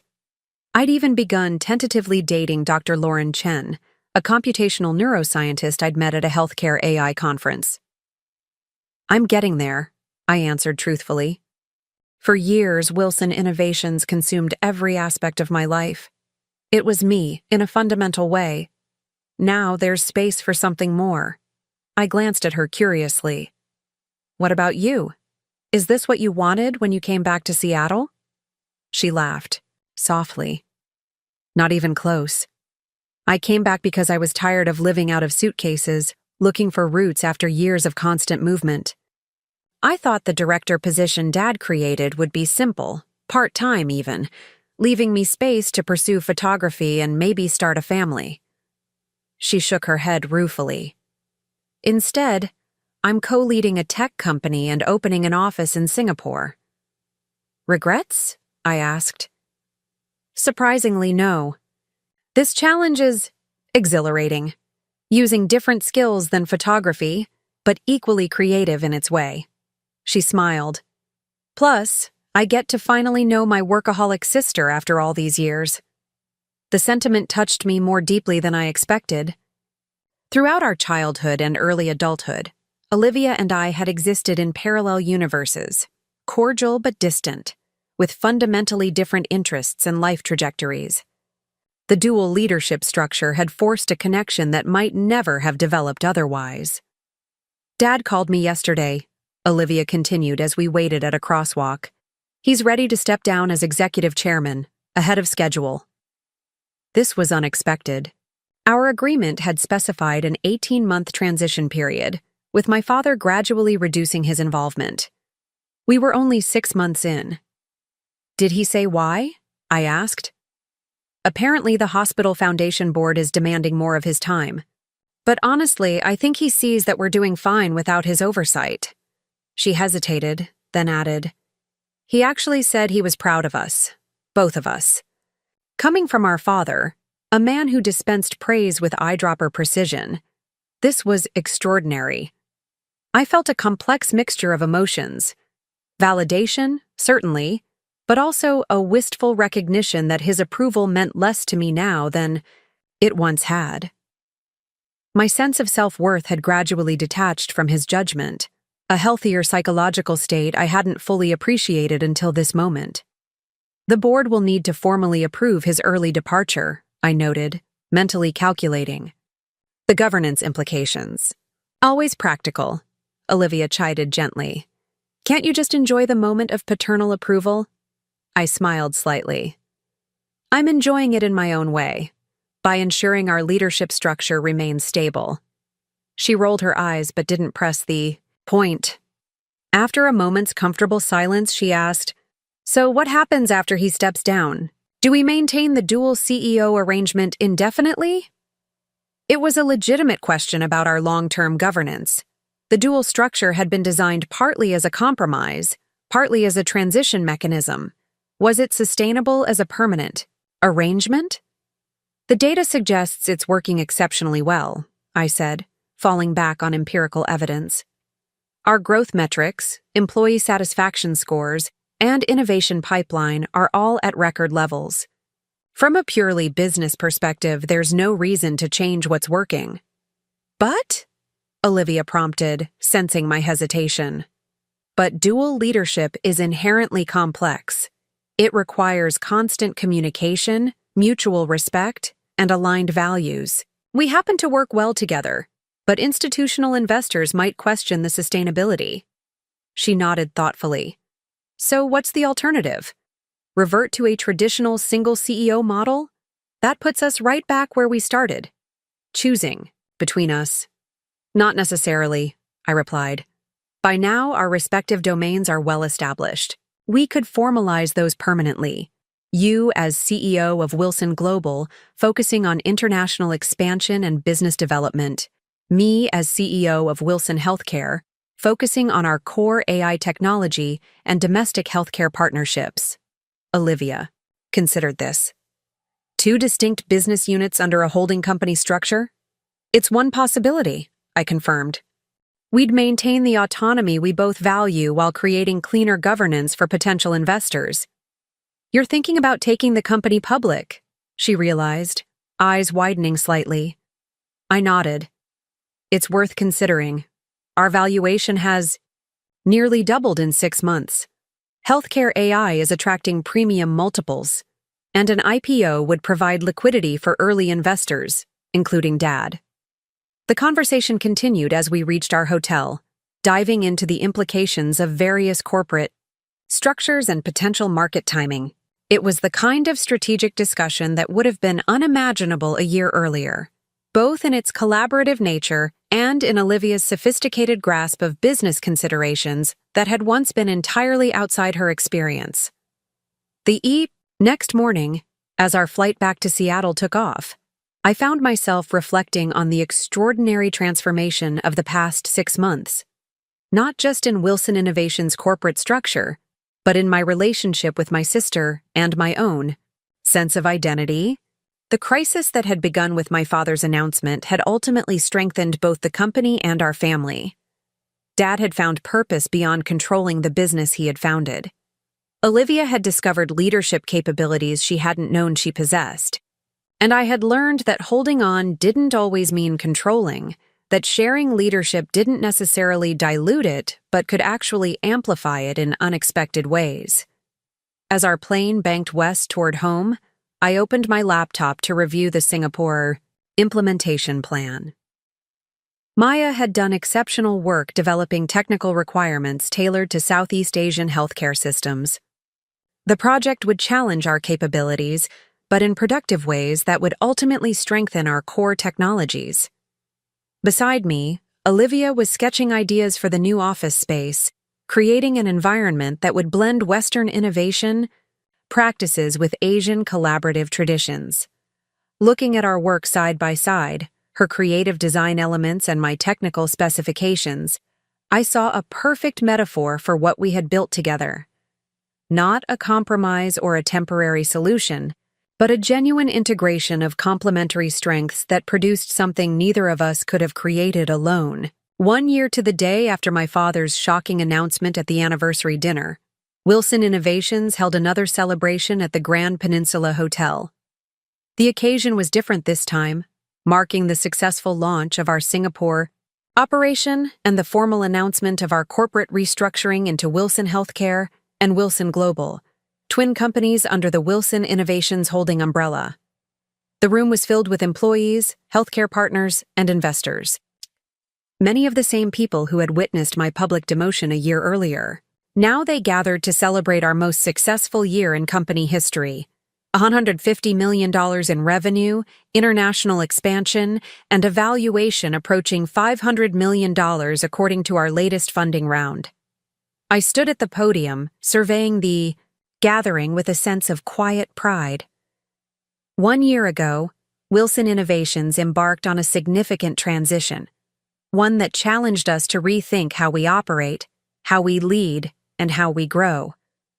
That transition taught us something valuable. That true strength comes not from rigid adherence to tradition, but from recognizing and leveraging diverse talents. I gestured toward Olivia, who stood at the side of the stage waiting for her part in the presentation. The dual leadership model we implemented wasn't just a compromise or a temporary measure. It became the foundation for extraordinary growth and innovation. allowing each of us to focus on our core strengths while creating something greater than the sum of its parts. As I introduced Olivia to discuss our international expansion strategy, I caught my father's eye in the audience. He sat beside my mother, looking more relaxed than I could remember, his silver hair slightly longer than his once regulation. Corporate cut. His expression one of genuine pride rather than critical assessment. When he nodded slightly in acknowledgement, I felt a sense of completion.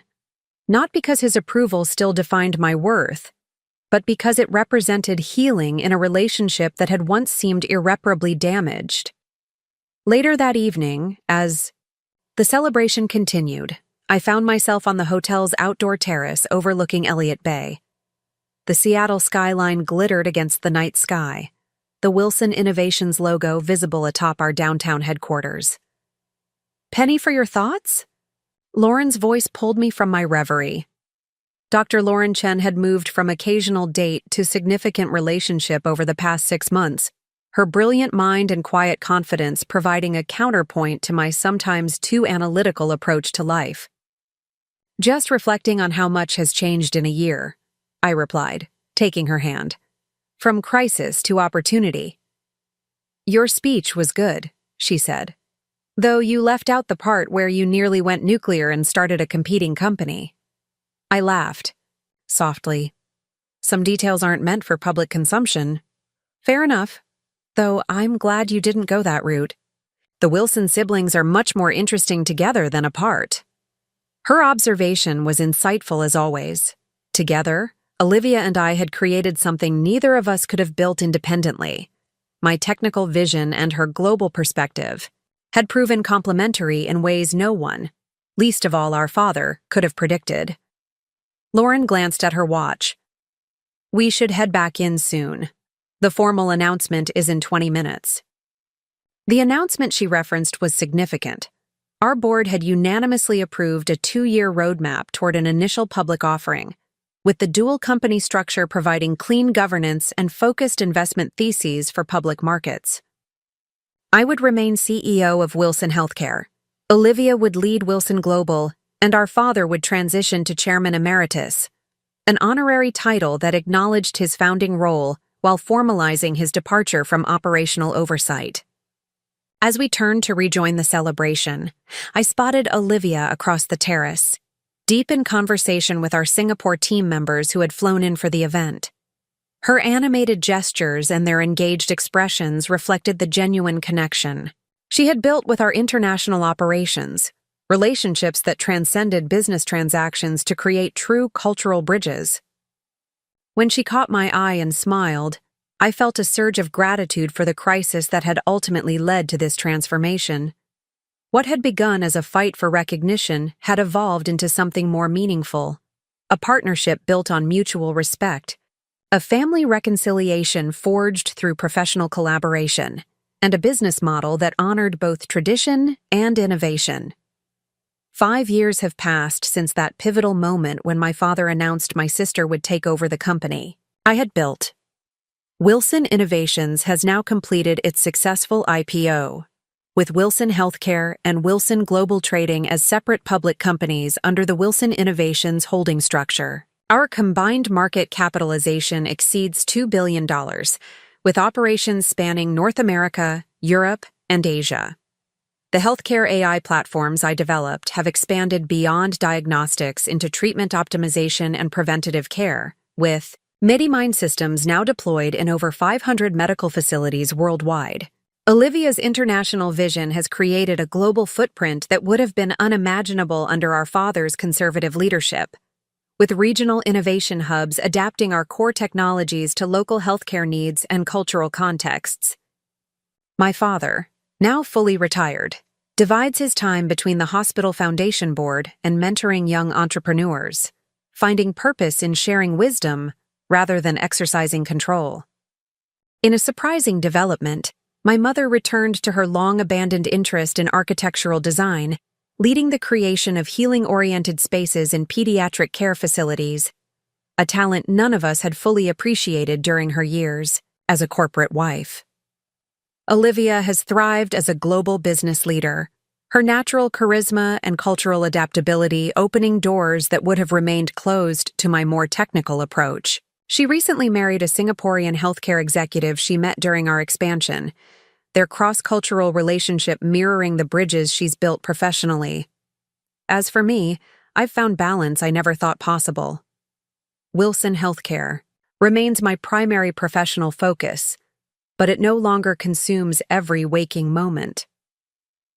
Lauren and I married 3 years ago, blending our mutual passion for healthcare technology with shared interests in rock climbing, international travel, and philosophical debates about the ethical implications of artificial intelligence. Our first child is due next month, a daughter who will grow up understanding that family legacy comes in many forms, not all of them defined by traditional roles or expectations. Looking back on this journey, certain lessons stand out with crystal clarity, know your worth. I didn't fight for control of Wilson Innovations because of wounded pride or sibling rivalry. I fought because I had objectively built something valuable, something worth protecting. Recognizing your true contributions isn't arrogance, it's clarity. Prepare before you need to. Understanding our company's legal foundation, ownership structure, and intellectual property agreements wasn't a reaction to crisis, but part of my ongoing stewardship. The original LLC agreement and patent licensing conditions provided leverage precisely because I had paid attention to details others considered inconsequential. Find allies based on merit. Throughout this story, people like Amir, Maya, and our independent board members supported me not out of personal loyalty, but because they recognized demonstrated capability. Values-based alliances outlast personality-based ones every time. Seek solutions, not victories. The dual leadership model ultimately benefited everyone: the company, our clients, our employees, and yes, our family. Had I insisted on complete control or walked away entirely, none of us would have achieved what we have today. Embrace unexpected outcomes. The crisis that began with my father's announcement led to a corporate structure and family dynamic stronger than anyone could have envisioned. Sometimes the path forward isn't about fighting harder for your original goal, but recognizing when an unexpected alternative offers greater possibilities. And finally, understand that sometimes the most important leadership quality isn't technical expertise or strategic vision, though both matter deeply. Sometimes it's simply the courage to stand up and say, I built this, and I'm not going to let anyone take it away. Not because of tradition, not because of family expectations, but because I am genuinely the right person to lead it forward. Wilson Innovations continues to evolve, not as a monument to any individual, but as a living enterprise that honors contribution above all else. The company my father founded, that I transformed, and that Olivia helped expand globally stands as testament to what becomes possible when merit and vision replace tradition and entitlement as guiding principles. That is the legacy I'm most proud to have protected and helped build, not just for myself, but for everyone whose lives are touched by the healthcare technologies we create, and for the daughter who will soon enter a world where her opportunities are limited only by her talents and determination, never by outdated notions of who should lead and why. The morning sun streamed through the floor-to-ceiling windows of my downtown Seattle apartment, illuminating the architectural models scattered across my dining table. 6 months had passed since the board approved our dual leadership structure, transforming Wilson Innovations in ways none of us had anticipated. I sipped my coffee, examining the 3D renderings of our proposed Singapore office. Sleek, modern designs that seamlessly integrated Western workspace concepts with Asian collaborative elements. The office would serve as our launchpad into healthcare markets across Southeast Asia, an ambitious expansion that had once seemed impossible under my father's risk-averse leadership. My phone buzzed. A text from Maya. Final team interviews. Complete.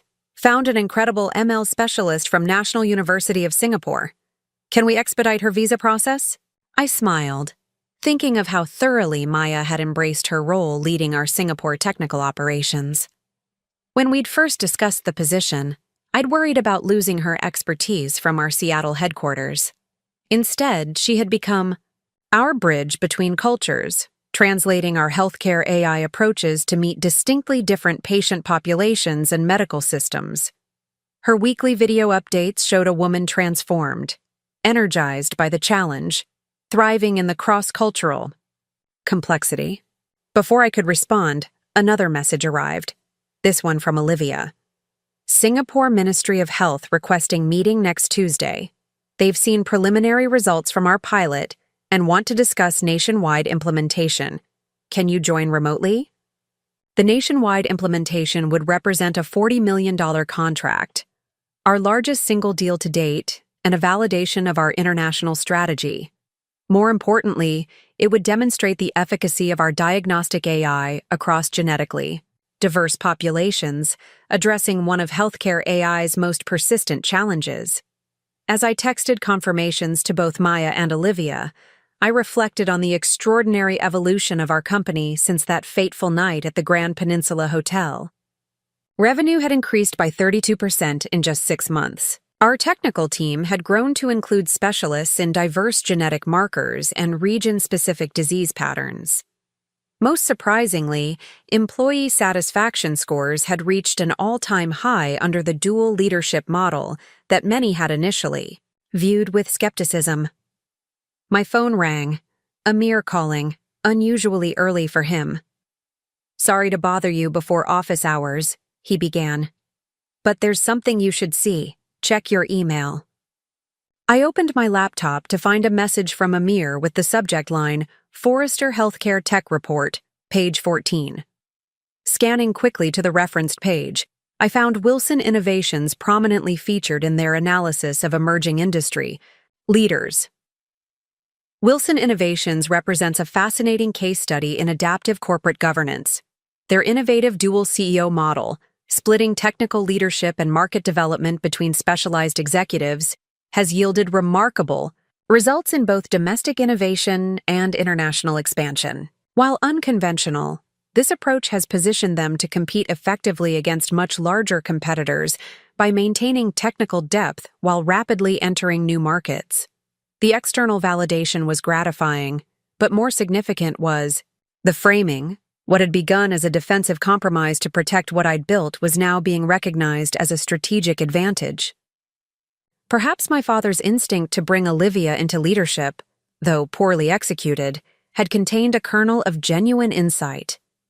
An hour later, I walked into Wilson Innovations headquarters, nodding to the security guard who had witnessed my arrival at dawn nearly every day for the past decade. Today, however, I had arrived at a civilized 8 a.m. rather than my usual 5:30, another small but meaningful change in my gradually rebalancing life. "Morning, Jamie," called Rachel, our head of product development, as I passed her office. "Got a minute to discuss the NYU implementation?" NYU Medical Center had become our most prestigious domestic client, implementing our rare disease diagnostic module across their specialty departments. Their published results, showing a 37% improvement in early diagnosis rates for complex conditions, had triggered inquiries from academic medical centers nationwide. "Walk and talk," I suggested, continuing toward the executive suite. "I'm meeting Olivia at 8:30 to review the Singapore contract terms." As Rachel updated me on technical challenges the NYU team had encountered with integrating our system into their existing electronic health records, I noticed something that would have been unthinkable 6 months earlier. I was only half listening, trusting her to handle the implementation details without my micromanagement. Before the dual leadership structure, I would have demanded a complete technical breakdown of every issue, insisting on personally approving even minor adjustments. Now, I found myself genuinely delegating, focusing my attention on strategic initiatives rather than operational details. "Sounds like you have it well in hand," I told her as we reached my office. "Let me know if you need additional resources, but otherwise, proceed with your plan." The surprise on her face lasted only a moment before she nodded, clearly pleased with the autonomy. "Will do. I'll have a full progress report by Thursday's executive meeting." Inside my office, now officially labeled CEO, Technology, and Product Development, rather than the generic VP of Technology, title I'd held while doing essentially the same job. I found Olivia already waiting, laptop open, and documents spread across my conference table. "Hope you don't mind I started without you," she said, gesturing to her notes. "The Singaporeans sent over their proposed terms last night, and there are a few wrinkles we should discuss before responding." 6 months ago, I might have felt territorial about finding her in my space, working independently on what I considered my contracts.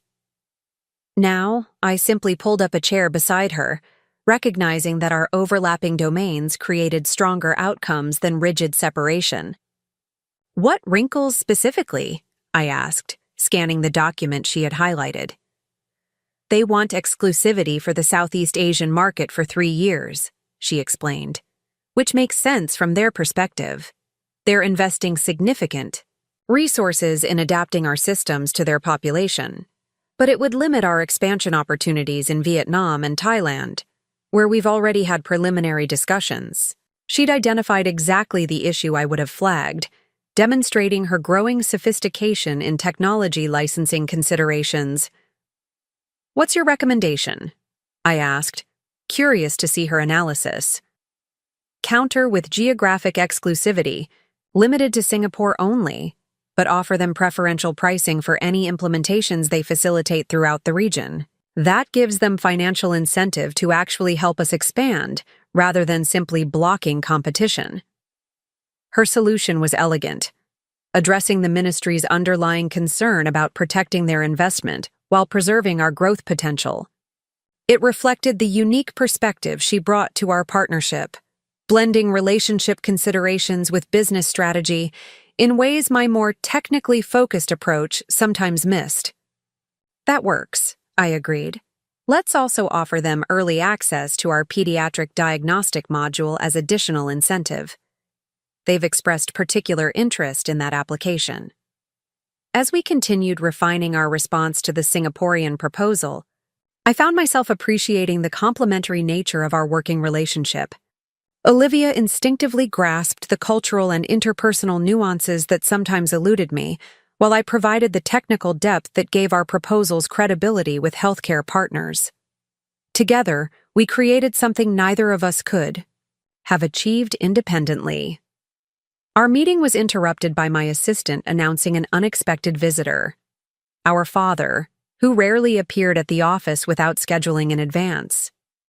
"Send him in," I said, exchanging a curious glance with Olivia. Robert Wilson entered with his characteristic authoritative stride, though I noticed subtle changes in his appearance, his silver hair slightly longer than the regulation corporate cut he'd maintained for decades, his attire business casual, rather than the formal suits that had been his uniform throughout my childhood. "Don't get up," he said as we both began to rise. "I won't stay long. Just wanted to drop these off in person rather than have them messengered over." He placed a manila envelope on the table, his expression uncharacteristically hesitant. "Bored. Materials for next week. I've added an agenda item we should discuss before the meeting." Olivia reached for the envelope. "What agenda item?" "My resignation as executive chairman, effective immediately." The statement hung in the air for a moment both Olivia and I too surprised to immediately respond. According to our transition plan, our father was to remain as executive chairman for 18 months, gradually reducing his involvement as we solidified the dual leadership structure. We were only 6 months into that timeline. "That's unexpected," I finally managed. "Is everything all right?" A brief smile crossed his face. "Everything's fine. Better than fine, actually. The Hospital Foundation Board is taking more of my time than anticipated. We're launching a major capital campaign for a new pediatric research center. But honestly," he paused, seeming to carefully choose his words, "the company doesn't need my oversight anymore. You two have proven that quite definitively." Coming from our father, a man who had controlled every aspect of Wilson Innovations for decades, and dispensed praise with miserly reluctance. This was extraordinary acknowledgement. The board will need to formally approve your early departure, I noted, falling back on practical considerations while processing the emotional implications. Already discussed with Lawrence and Catherine, he replied, referencing our lead independent directors. They're supportive, pending formal vote next week. The question remains, who should replace me as chair? This was the crux of the matter. The executive chairman role had been specifically created to maintain our father's oversight during the transition to dual leadership. With his early departure, the governance structure would need adjustment. We could simply eliminate the position, Olivia suggested. The dual CEO arrangement has proven effective without requiring additional oversight. Our father nodded. That's one option. Alternatively, you could appoint an independent chair from the existing board. Catherine Lynn has the healthcare background and governance experience that would complement your executive roles. The fact that he was presenting options rather than dictating a solution represented yet another evolution in our family's dynamic. The man who had once unilaterally decided to replace me with my sister was now genuinely consulting us as equals. We'll need to discuss the implications for corporate governance, I said, especially given our growth trajectory and potential future capital needs. I trust you'll make the right decision, he replied, moving toward the door. Then he paused, turning back with an expression I rarely saw, something approaching humility. I should have handled the succession planning differently. The dual leadership structure you've created is stronger than what I had envisioned. Sometimes the best outcomes emerge from the most challenging situations. After he left, Olivia and I sat in momentary silence, processing both the practical implications of his resignation and the personal significance of his tacit apology. Well, Olivia finally said, that was approximately 10 times more self-awareness than I've ever heard from him. I laughed, tension breaking. Retirement suits him, apparently. So what do we do about the chairman position? She asked, redirecting to the governance question. I'm inclined toward Catherine as independent chair, I replied after considering the options.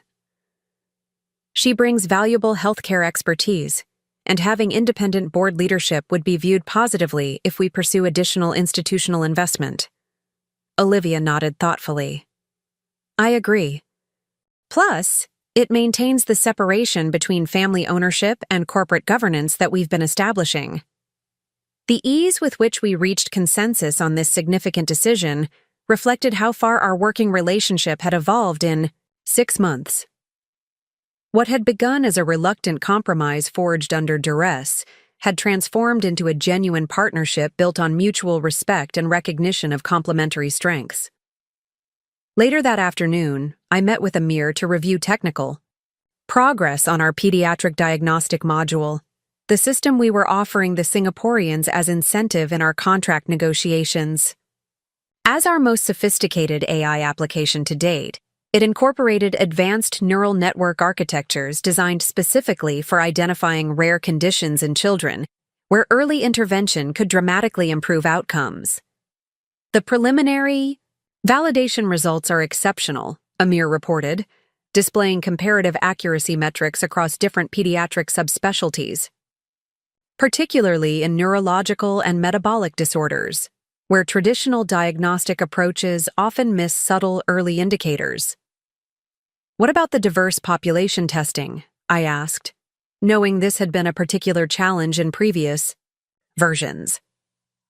Are we seeing consistent performance across different ethnic backgrounds? That's actually the most exciting part, he replied, switching to a new data visualization. Maya's team in Singapore has been feeding anonymized patient data from their healthcare system into our training algorithms. The accuracy improvements across Southeast Asian genetic profiles are substantial. The graph showed performance metrics that exceeded even our optimistic projections. By incorporating diverse training data from our Singapore operations, we had created a more robust diagnostic system that worked effectively across patient populations, addressing one of healthcare AI's most persistent criticisms. This is groundbreaking work, I said, genuinely impressed. When can we incorporate these improvements into the domestic version? We're running final validation tests now. Target deployment is 3 weeks out, assuming no unexpected issues arise. As Amir continued detailing the technical specifications, I found myself reflecting on how the international expansion, Olivia's initiative that I had initially approached with skepticism, had ultimately strengthened our core technology in ways I hadn't anticipated. The cross-pollination between our Seattle and Singapore teams had created innovation that neither group would likely have developed in isolation. My phone buzzed with a text from Lauren, Dr. Lauren Chen, a computational neuroscientist I had met at a healthcare AI conference 4 months earlier. Our relationship had progressed from professional conversations to casual coffee meetings to increasingly frequent dinners, gradually filling the personal space that had opened in my life. As I learned to delegate more effectively at work. Dinner still on for tonight? Made reservations at that new place on Westlake you mentioned. I smiled, texting back confirmation. 6 months ago, I would have automatically canceled personal plans when faced with significant business developments, like my father's resignation or the Singapore contract negotiations. Today, I found myself protecting this evening with Lauren, despite the demanding workday. Another small but meaningful shift in my gradually rebalancing priorities. When I mentioned the dinner plans to Amir as our meeting concluded, he raised an eyebrow in exaggerated shock. The Jamie Wilson, leaving the office before midnight for a social engagement? What next? Actual vacation days? His teasing reflected a truth we both recognized. My workaholic tendencies had defined me for years, creating both professional success and personal imbalance.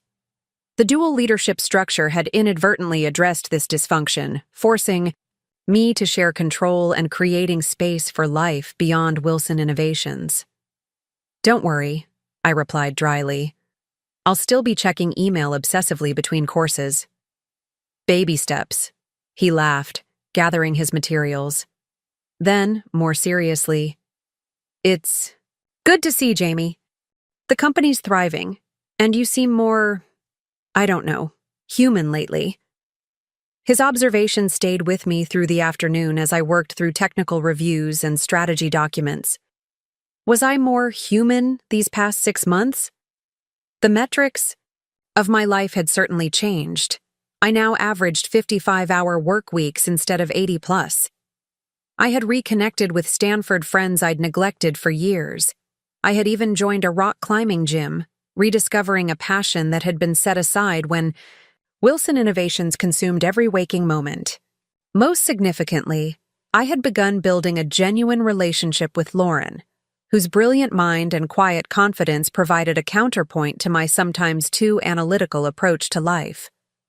Our conversations ranged from technical discussions about neural network architectures to philosophical debates about consciousness to personal reflections on family dynamics.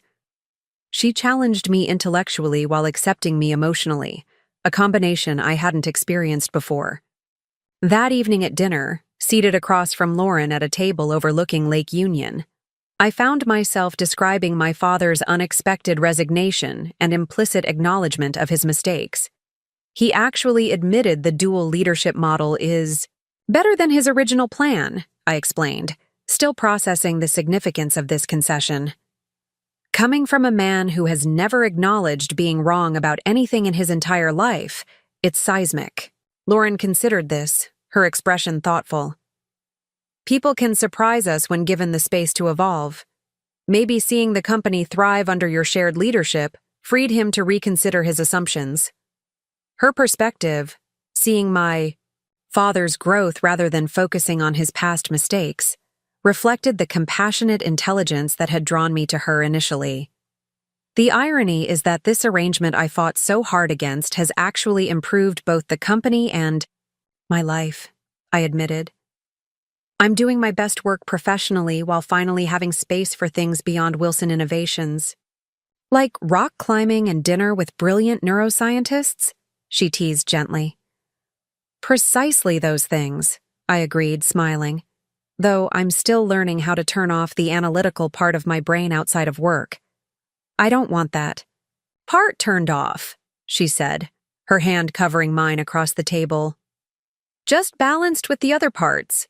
The Jamie who gets excited about climbing routes and asks profound questions about consciousness and remembers exactly how I take my coffee. Her words captured exactly what had been gradually changing in me these past 6 months. Not a fundamental transformation, but a rebalancing that allowed different aspects of myself to emerge from the singular focus that had once defined me. As dinner concluded and we walked along the lakefront, Lauren asked about the next steps for Wilson Innovations given my father's departure. The board meeting next week will formalize his resignation and likely appoint Catherine Lynn as independent chair, I explained. Beyond that, Olivia and I have been discussing potential structural options for the long term. Such as? We're considering formalizing the division between our areas, possibly creating 2 distinct business units under a holding company structure.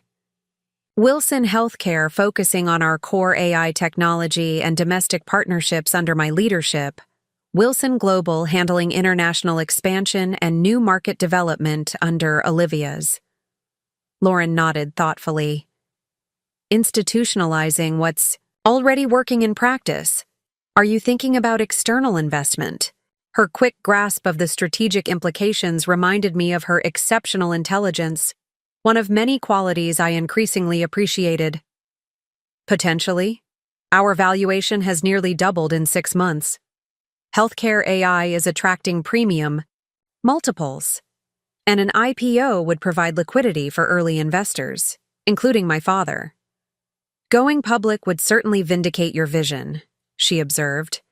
From family drama to Wall Street success story in under 2 years. That's quite a trajectory. Her framing struck me, not because it was inaccurate, but because external validation through an IPO or acquisition now seemed less important to me than it once had. My sense of self-worth had gradually detached from metrics like valuation or titles, a healthier psychological state I hadn't fully appreciated until this moment. The public markets are just one option, I replied. What matters most is preserving the healthcare mission while creating growth opportunities for our team. The structure should serve the purpose, not define it. Lauren smiled, seeming pleased by my response. You really have evolved, Jamie Wilson. 6 months ago, you would have led with the valuation metrics.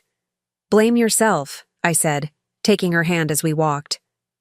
Conversations with brilliant neuroscientists have consequences. The next morning brought news that further validated our dual leadership approach. NYU Medical Center had published preliminary results from their implementation of our rare disease diagnostic module, showing a 37% improvement in early diagnosis rates for complex conditions.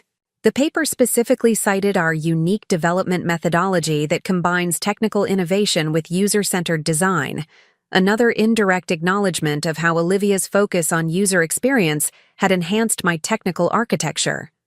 As I reviewed the publication in my office, Olivia appeared in the doorway, excitement evident in her expression. Have you seen the Singapore team's latest report? She asked, not waiting for an answer before continuing. They've adapted the interface for cultural preferences in information presentation.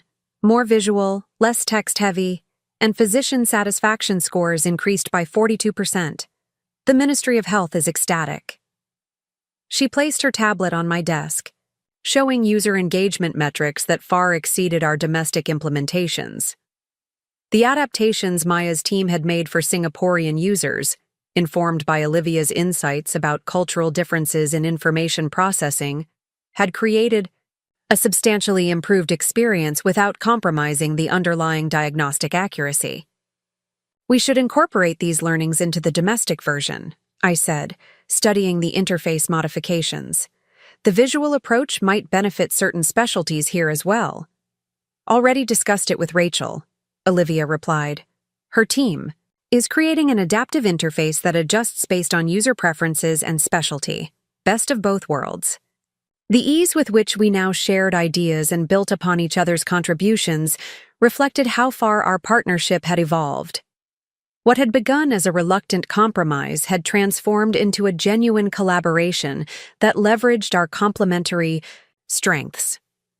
As we prepared for the board meeting that would formalize our father's resignation and the next phase of Wilson Innovations' governance, I reflected on the extraordinary journey of the past 6 months. The crisis that had begun with my father's shocking announcement had ultimately strengthened both the company and our family in ways none of us could have predicted. My father had found purpose beyond controlling the business he had built, embracing his hospital foundation role with unexpected passion. Olivia had discovered leadership capabilities she hadn't known she possessed, transforming from a reluctant executive into a visionary driving international growth.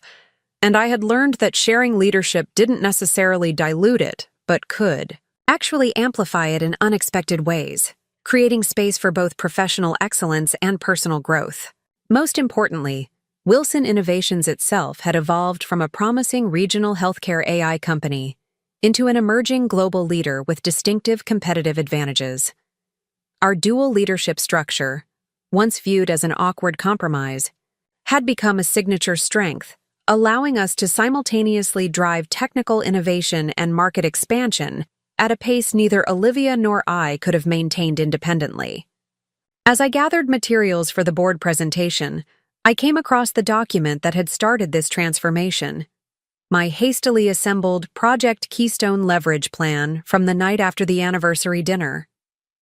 Reading through my contingency, options from 6 months earlier, I was struck by how narrowly I had defined winning in that moment of crisis.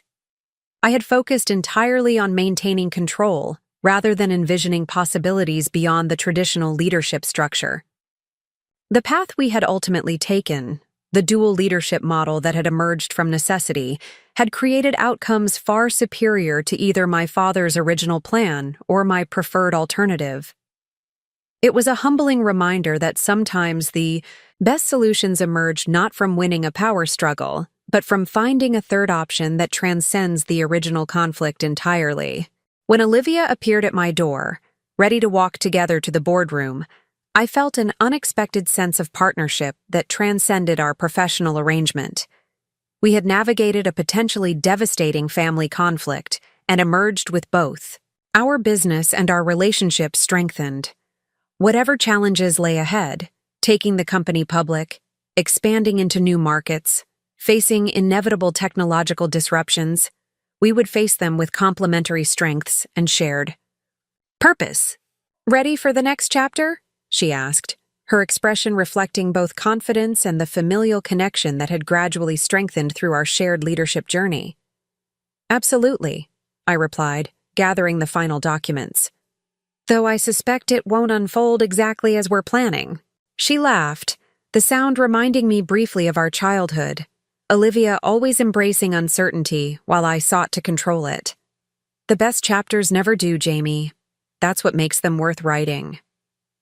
Together, we walked toward the boardroom, no longer reluctant adversaries in a family power struggle, but genuine partners in building something neither of us could have created alone.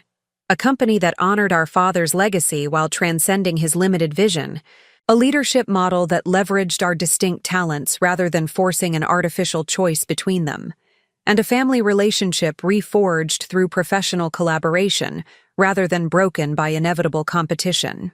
The battle for Wilson Innovations had ended not with a victor and vanquished, but with transformation. For the company, for our family, and perhaps most significantly, for me. I had fought to protect what I had built and discovered something more valuable in the process, the capacity to grow beyond my own limitations by embracing unexpected possibilities. 1 year to the day after my father's announcement at the Grand Peninsula Hotel, Wilson Innovations held another celebration in the same ballroom. The occasion was markedly different this time, marking not a leadership transition, but a milestone. Achievement. Our Singapore operation had launched successfully, our dual company structure had been formalized, and our valuation had surpassed $500 million according to our latest funding round. The room was filled with many of the same people who had witnessed my public demotion a year earlier. Now they gathered to celebrate our most successful year in company history, $150 million in revenue, international expansion, and a solidified position as a leader in healthcare artificial intelligence. The irony wasn't lost on me as I stood at the podium, surveying faces that had once offered me sympathetic glances, now looking on with genuine admiration. "Welcome, everyone," I began, my voice carrying across the expectant room. Exactly 1 year ago, Wilson Innovations embarked on an unexpected journey, a fundamental rethinking of how we operate, how we lead, and how we grow. That journey taught us something invaluable. True strength comes not from rigid adherence to tradition, but from recognizing and leveraging diverse talents. I gestured toward the displays around the room showcasing our expanded product line. MediMind implementations across 3 continents, the new rare disease diagnostic platform, and our pioneering work-adapting AI systems for genetically diverse populations. Tonight we celebrate not just financial success, but a more fundamental achievement: building a company where innovation thrives, where different perspectives create better outcomes, and where leadership takes many forms rather than following a single model. As I introduced Olivia to discuss our international strategy, I caught my father's eye in the audience. He sat beside my mother, looking more relaxed than I had seen him in decades, a man who had finally made peace with releasing control. When he nodded slightly in acknowledgement, I felt a sense of completion, not because his approval still defined my worth, but because it represented healing in a relationship that had once seemed irreparably damaged. Olivia took the stage, with the natural charisma that had proven so valuable in our client relationships and international partnerships. When Jamie and I first discussed the dual leadership model, we viewed it primarily as a compromise, a way to preserve what was working while creating space for new directions. What we discovered instead was a genuine synthesis of complementary strengths. She outlined the extraordinary growth of our international operations, particularly the Singapore implementation that had exceeded even our optimistic projections. The Ministry of Health had not only deployed our system nationwide, but had become an active partner in adapting it for neighboring countries, creating a regional hub for healthcare AI that positioned us years ahead of competitors attempting to enter Asian markets. By respecting domain expertise rather than forcing a single leadership approach, we've been able to move simultaneously in multiple directions, deepening our technical capabilities while expanding our global reach, she concluded. The results speak for themselves. More lives improved through better healthcare, more opportunities for our team members, and yes, exceptional financial performance that makes our investors very happy. The audience laughed appreciatively at her candid acknowledgement of the bottom line, the undeniable metric that had silenced even the most skeptical observers of our unconventional governance structure. When quarterly results consistently exceed expectations, governance debates tend to fade into the background. Later that evening, as guests mingled over champagne and hors d'oeuvres, I found myself on the hotel's outdoor terrace overlooking Elliott Bay. The Seattle skyline glittered against the night sky, the Wilson Innovations logo visible atop our downtown headquarters. "Penny for your thoughts?" Lauren's voice pulled me from my reverie. Dr. Lauren Chen had moved from occasional date to significant relationship over the past 6 months, her brilliant mind and quiet confidence providing a counterpoint to my sometimes too analytical approach to life. "Just reflecting on how much has changed in a year," I replied, taking her hand. "From crisis to opportunity." "Your speech was good," she said, "though you left out the part where you nearly went nuclear and started a competing company." I laughed, softly. "Some details aren't meant for public consumption." "Fair enough, though I'm glad you didn't go that route. The Wilson siblings are much more interesting together than apart." Her observation was insightful as always. Together, Olivia and I had created something neither of us could have built independently. My technical vision and her global perspective had proven complementary in ways no one, least of all our father, could have predicted. Lauren glanced at her watch. We should head back in soon. The formal announcement is in 20 minutes. The announcement she referenced was significant.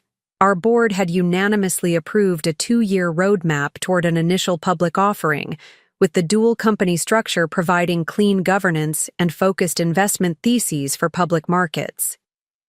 I would remain CEO of Wilson Healthcare, Olivia would lead Wilson Global, and our father would transition to Chairman Emeritus, an honorary title that acknowledged his founding role while formalizing his departure from operational oversight. As we turned to rejoin the celebration, I spotted Olivia across the terrace, deep in conversation with Maya and our Singapore team members who had flown in for the event. Her animated gestures and their engaged expressions reflected the genuine connection she had built with our international operations, relationships that transcended business transactions to create true cultural bridges. When she caught my eye and smiled, I felt a surge of gratitude for the crisis that had ultimately led to this transformation. What had begun as a fight for recognition had evolved into something more meaningful, a partnership built on mutual respect, a family reconciliation forged through professional collaboration, and a business model that honored both tradition and innovation. The board announcement proceeded smoothly, with Catherine Lin, our independent chairperson, outlining the IPO roadmap with the precision one would expect from a former healthcare executive with extensive public company experience. The plan was ambitious but measured, establishing separate public entities for Wilson Healthcare and Wilson Global under the Wilson Innovations holding structure, creating distinct investment opportunities while maintaining strategic alignment. This approach allows investors to participate specifically in either the healthcare AI vertical or the international expansion story, while preserving the synergies that have driven our recent growth, Catherine explained. It also creates a governance structure that will scale effectively as both businesses continue to expand. The timeline projected an initial public offering in approximately 24 months, following completion of audited financials and necessary regulatory preparations. The measured approach reflected the careful balance we had struck between ambition and discipline, moving decisively toward public markets without rushing critical foundational steps.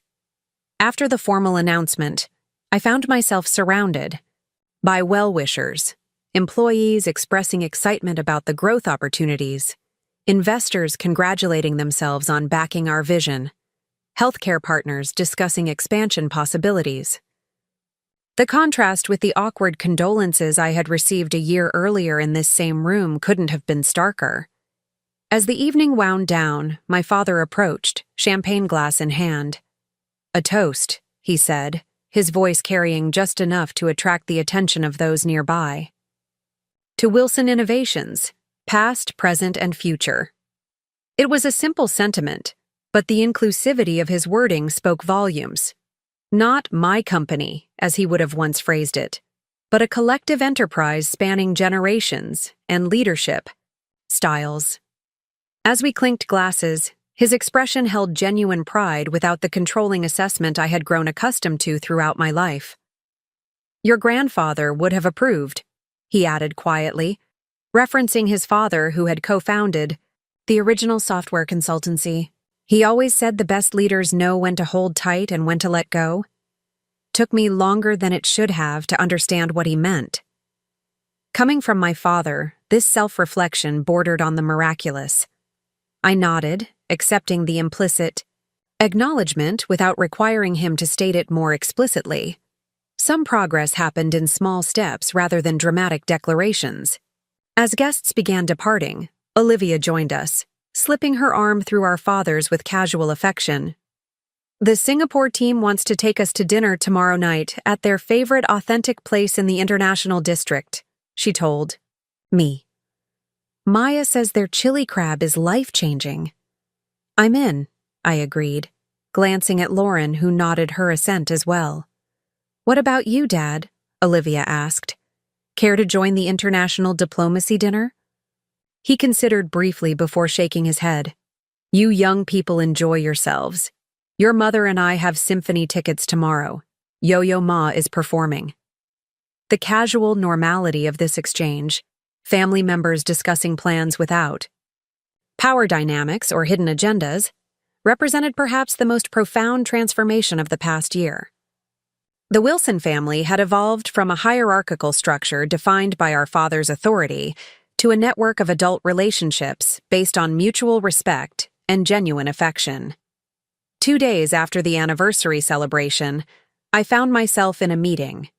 That would have been unimaginable a year earlier, working directly with Olivia and Maya to refine our approach to the Southeast Asian healthcare market.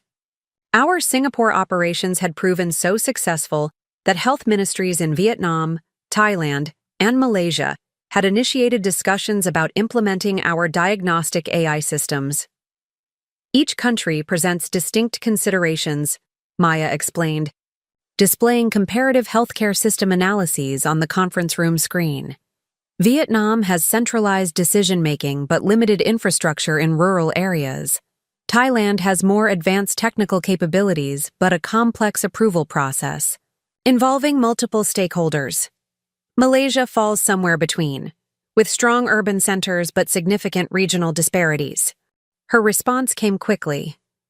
Should we send a copy to Dad with a thank you note for his accidental wisdom? The joke reflected how far we had all come, able to find humor in a situation that had once been painfully divisive.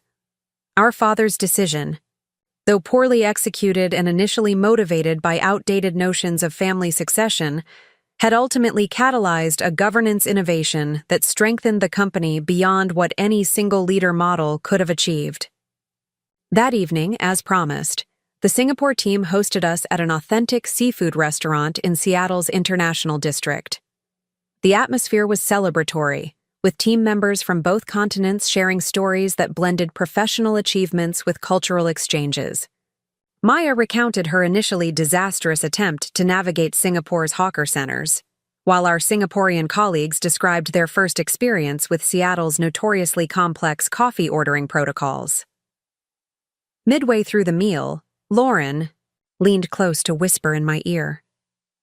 A year ago, would you have ever imagined yourself enjoying a dinner like this instead of working until midnight? Her question prompted genuine reflection. Prior to the dual leadership structure, I had regularly worked 80-hour weeks, rarely socializing with team members, and certainly never prioritizing international cultural exchanges over technical development, meetings. My identity had been so thoroughly intertwined with Wilson Innovations that I had viewed any time not devoted to the company as an indulgence I couldn't afford. Not in a million years, I admitted. I was too busy proving myself indispensable to recognize I was also making myself one-dimensional. Lauren's hand found mine under the table. For what it's worth, I prefer this multi-dimensional Jamie Wilson. He's considerably more interesting company. As the evening progressed, I observed Olivia seamlessly navigating cultural nuances, remembering personal details about team members' families, acknowledging cultural holidays, making inside jokes that bridged Seattle and Singapore experiences. These social capabilities that I had once dismissed as superficial had proven invaluable in building the international relationships that now drove nearly 40% of our revenue. Watching her in action, I recognized how fundamentally my perspective had shifted. A year ago, I had viewed leadership exclusively through the lens of technical expertise and strategic decision-making, areas where I excelled. Now I understood that effective leadership, particularly in a global organization, required a much broader skill set, including the emotional intelligence and cultural adaptability that came naturally to Olivia. The realization wasn't humbling, so much as expanding. I hadn't become less valuable by acknowledging her complementary strengths. Rather, Wilson Innovations had become more robust by incorporating both our capabilities. The company we were building together was stronger than what either of us could have created alone. 2 weeks after the anniversary celebration, I sat in a quarterly strategy meeting that perfectly illustrated our evolved approach.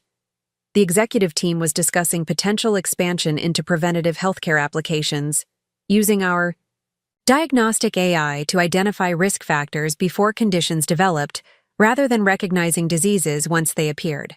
The technical approach is straightforward, I explained, outlining how our existing neural network architecture could be adapted for predictive modeling. The challenge is securing longitudinal patient data for training algorithms. Healthcare systems typically optimize for episodic treatment, rather than continuous monitoring.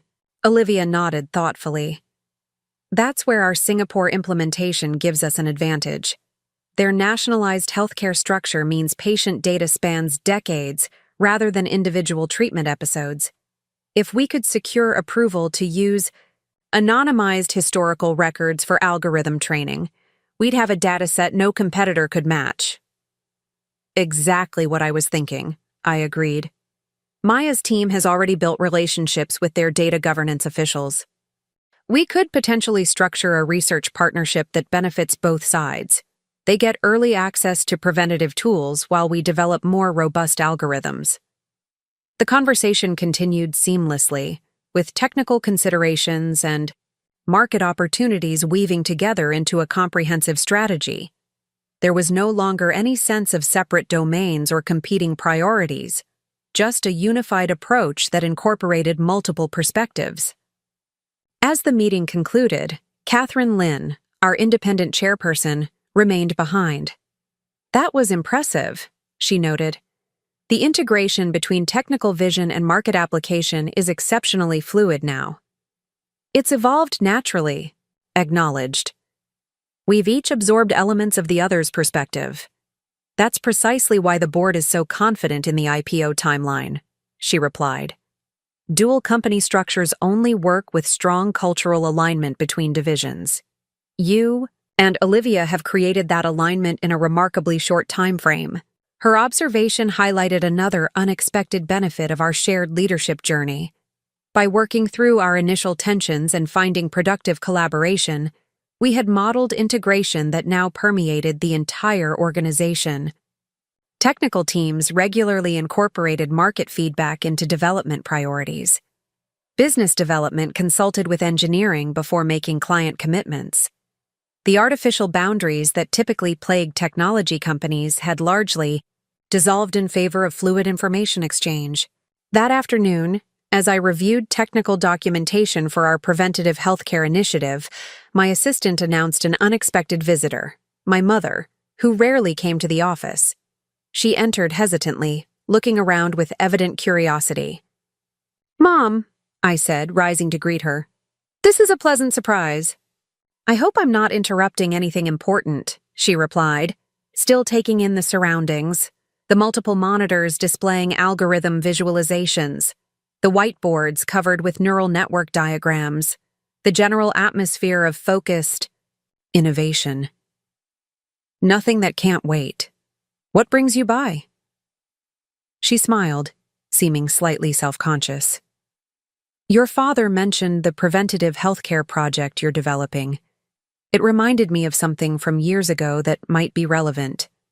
This was unexpected. My mother had always maintained a careful separation between family and business, supporting from the sidelines but never directly engaging with company initiatives. "What kind of something?" I asked, genuinely curious. "Before I married your father, I was studying public health at the University of Washington," she explained, opening the portfolio she carried. "My graduate research focused on community-based preventative health screening programs, particularly for underserved populations." I stared at her in astonishment. In 35 years, I had never heard my mother mention graduate studies in public health. She had always been introduced and described as a corporate wife and community volunteer, her identity subsumed by my father's business prominence. "I didn't know you had a public health background," I said, unable to keep the surprise from my voice. A shadow crossed her face. "It was a different era. When your father and I married, it was expected that I would focus on supporting his career and raising a family." She shrugged slightly. "I don't regret those choices, but sometimes I wonder what direction my work might have taken." She opened the portfolio to reveal meticulously preserved research papers, data analyses, and program evaluations, all focused on preventative health screening implementations in diverse communities.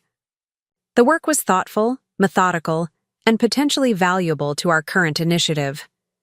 These community engagement models might be relevant to how you introduce preventative AI tools, particularly in populations that have historically limited access to healthcare technology, she suggested, showing me detailed implementation frameworks that had proven effective decades earlier. As we reviewed her research together, I experienced a profound shift in perspective. My mother, whom I had always viewed primarily through the lens of her relationship to my father, emerged as a thoughtful healthcare researcher with genuine expertise relevant to our most innovative work. The revelation prompted uncomfortable questions about how many other women of her generation had subordinated their professional capabilities to family expectations. "This is genuinely valuable." "Mom," I said, examining her community engagement models, "would you be willing to discuss these approaches with our implementation team? Your experience could help us avoid common pitfalls in introducing new healthcare technologies." Her expression brightened with surprised pleasure. "You think it would be helpful? It's been so many years since I worked in the field. The fundamental human factors in healthcare adoption haven't changed," I assured her. "Technology evolves, but effective community engagement principles remain constant." As I scheduled a meeting between my mother and our implementation specialists, I reflected on how the past year's transformation extended beyond just Olivia and me. Our father had found purpose beyond controlling the company he had built. Our mother was reclaiming professional interests long subordinated to family responsibilities. The entire Wilson family dynamic had evolved from rigid hierarchy toward multidimensional relationships that honored each person's unique capabilities. That evening, I recounted the interaction to Lauren over dinner at my apartment. "I've worked alongside my father for a decade, and somehow never knew my mother had graduate-level public health expertise directly relevant to our work." Lauren nodded thoughtfully. "Family dynamics often obscure individual identities. We see people in relational roles, mother, father, sister, brother, rather than as complete humans with their own histories and capabilities." Her observation captured exactly what had been gradually changing in our family over the past year. We were finally beginning to see each other as complete individuals rather than merely fulfilling prescribed roles in a family business narrative. The dual leadership structure created space for everyone to evolve, I realized. Not just Olivia and me professionally, but our entire family dynamic. Sometimes systems need disruption before they can reconfigure into healthier patterns. Lauren agreed. "Your father's poorly executed succession plan was the disruption. Everything that's happened since has been the reconfiguration." Her framing provided a helpful perspective on the tumultuous journey of the past year. What had begun as a crisis had ultimately catalyzed growth for everyone involved, not despite the initial conflict, but because of how it had forced us to reconsider established patterns. As Lauren helped me prepare coffee, moving comfortably through my kitchen with the easy familiarity of someone who belonged there, I found myself contemplating a future I wouldn't have imagined a year earlier, one that balanced professional achievement with personal fulfillment, that made space for relationships beyond work, that measured success in dimensions beyond corporate metrics. The Wilson innovation story was evolving in unexpected ways, transforming from a traditional family business saga into something more nuanced and ultimately more meaningful. We were building not just a successful company, but a model for how family relationships, professional partnerships, and personal growth could interact and reinforce each other, rather than existing in competition. 2 years after my father's shocking announcement at the Grand Peninsula Hotel, Wilson Innovations achieved a milestone that would have once seemed impossible. A successful initial public offering that established Wilson Healthcare and Wilson Global as separate public companies under the Wilson Innovations holding structure. The Wall Street Journal called it one of the most successful healthcare technology IPOs of the year, with both entities trading significantly above their offering prices and attracting substantial institutional investment. 5 years have passed since that pivotal moment when my father announced my sister would take over the company I had built. Wilson Innovations has transformed beyond what any of us could have imagined that night at the Grand Peninsula Hotel. Our successful IPO 2 years ago established Wilson Healthcare and Wilson Global as separate public companies under the Wilson Innovations holding structure, with a combined market capitalization now exceeding $2 billion. The healthcare AI platforms I developed have expanded beyond diagnostics into treatment optimization and preventative care, with MetaMind systems now deployed in over 500 medical facilities across 4 continents. Our algorithms have helped identify more than 40,000 rare disease cases that might otherwise have gone undiagnosed or been caught too late for effective intervention. Each notification represents not just a data point, but a human life potentially saved or improved through earlier treatment, the metric that matters most to me despite Wall Street's focus on quarterly earnings. Olivia's international vision has created a global footprint that would have been unimaginable under our father's conservative leadership. Wilson Global now maintains innovation hubs in Singapore, London, and São Paulo, each adapting our core technologies to regional healthcare needs and cultural contexts. Her natural gift for relationship building has opened doors that would have remained firmly closed to my more technical approach, particularly in countries where business partnerships are built on personal connections rather than specifications sheets.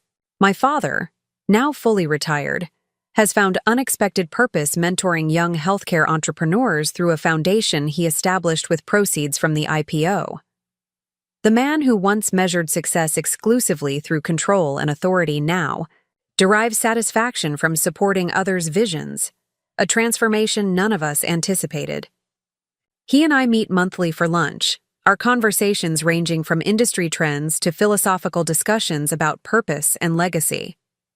The competitive tension that once defined our relationship has gradually dissolved into mutual respect, if not always complete understanding.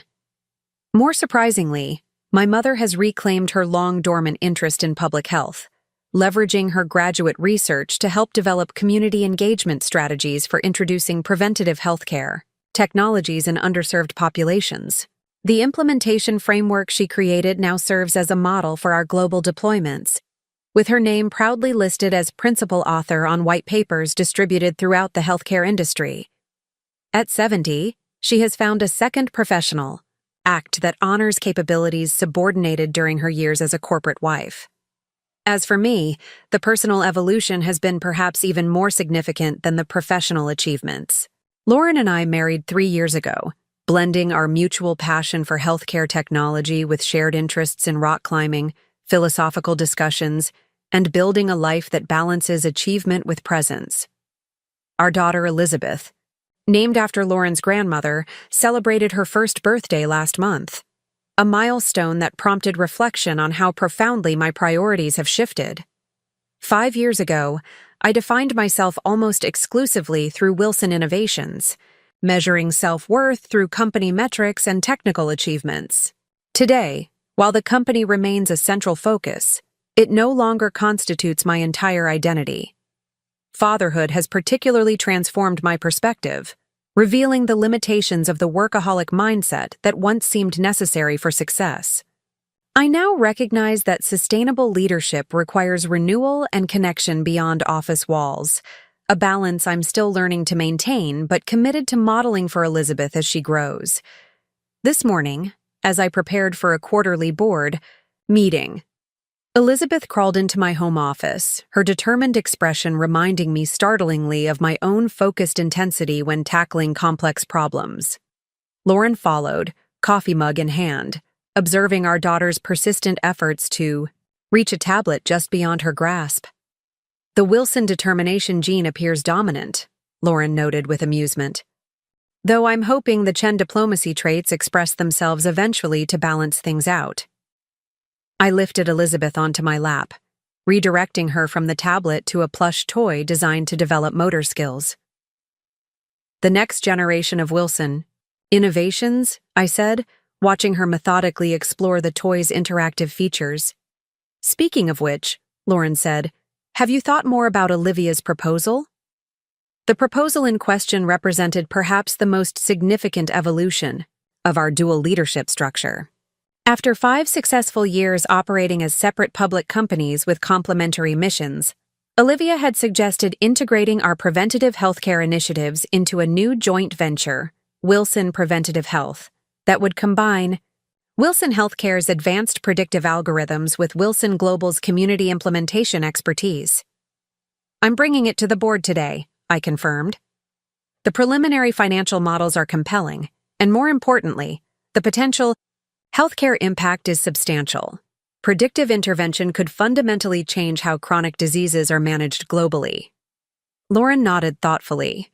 It brings everything full circle in a way, doesn't it? The crisis that separated your leadership domains ultimately creating something that requires them to reunite. Her observation captured the irony perfectly. The artificial division created by our father's succession plan had evolved into specialized focus that strengthened both companies. Now, 5 years later, we were voluntarily recombining those specialized capabilities to address healthcare challenges neither company could solve independently. I should get going, I said, glancing at my watch. The board meeting starts in an hour, and I promised Olivia we'd review the joint venture materials beforehand. Lauren took Elizabeth from my arms. Go change the future of preventative healthcare. We'll be at the park exploring the fascinating world of swings and sandboxes. As I drove to our corporate headquarters, now occupying 3 floors of a downtown Seattle high-rise with our illuminated logo visible across the skyline, I reflected on the extraordinary journey of the past 5 years.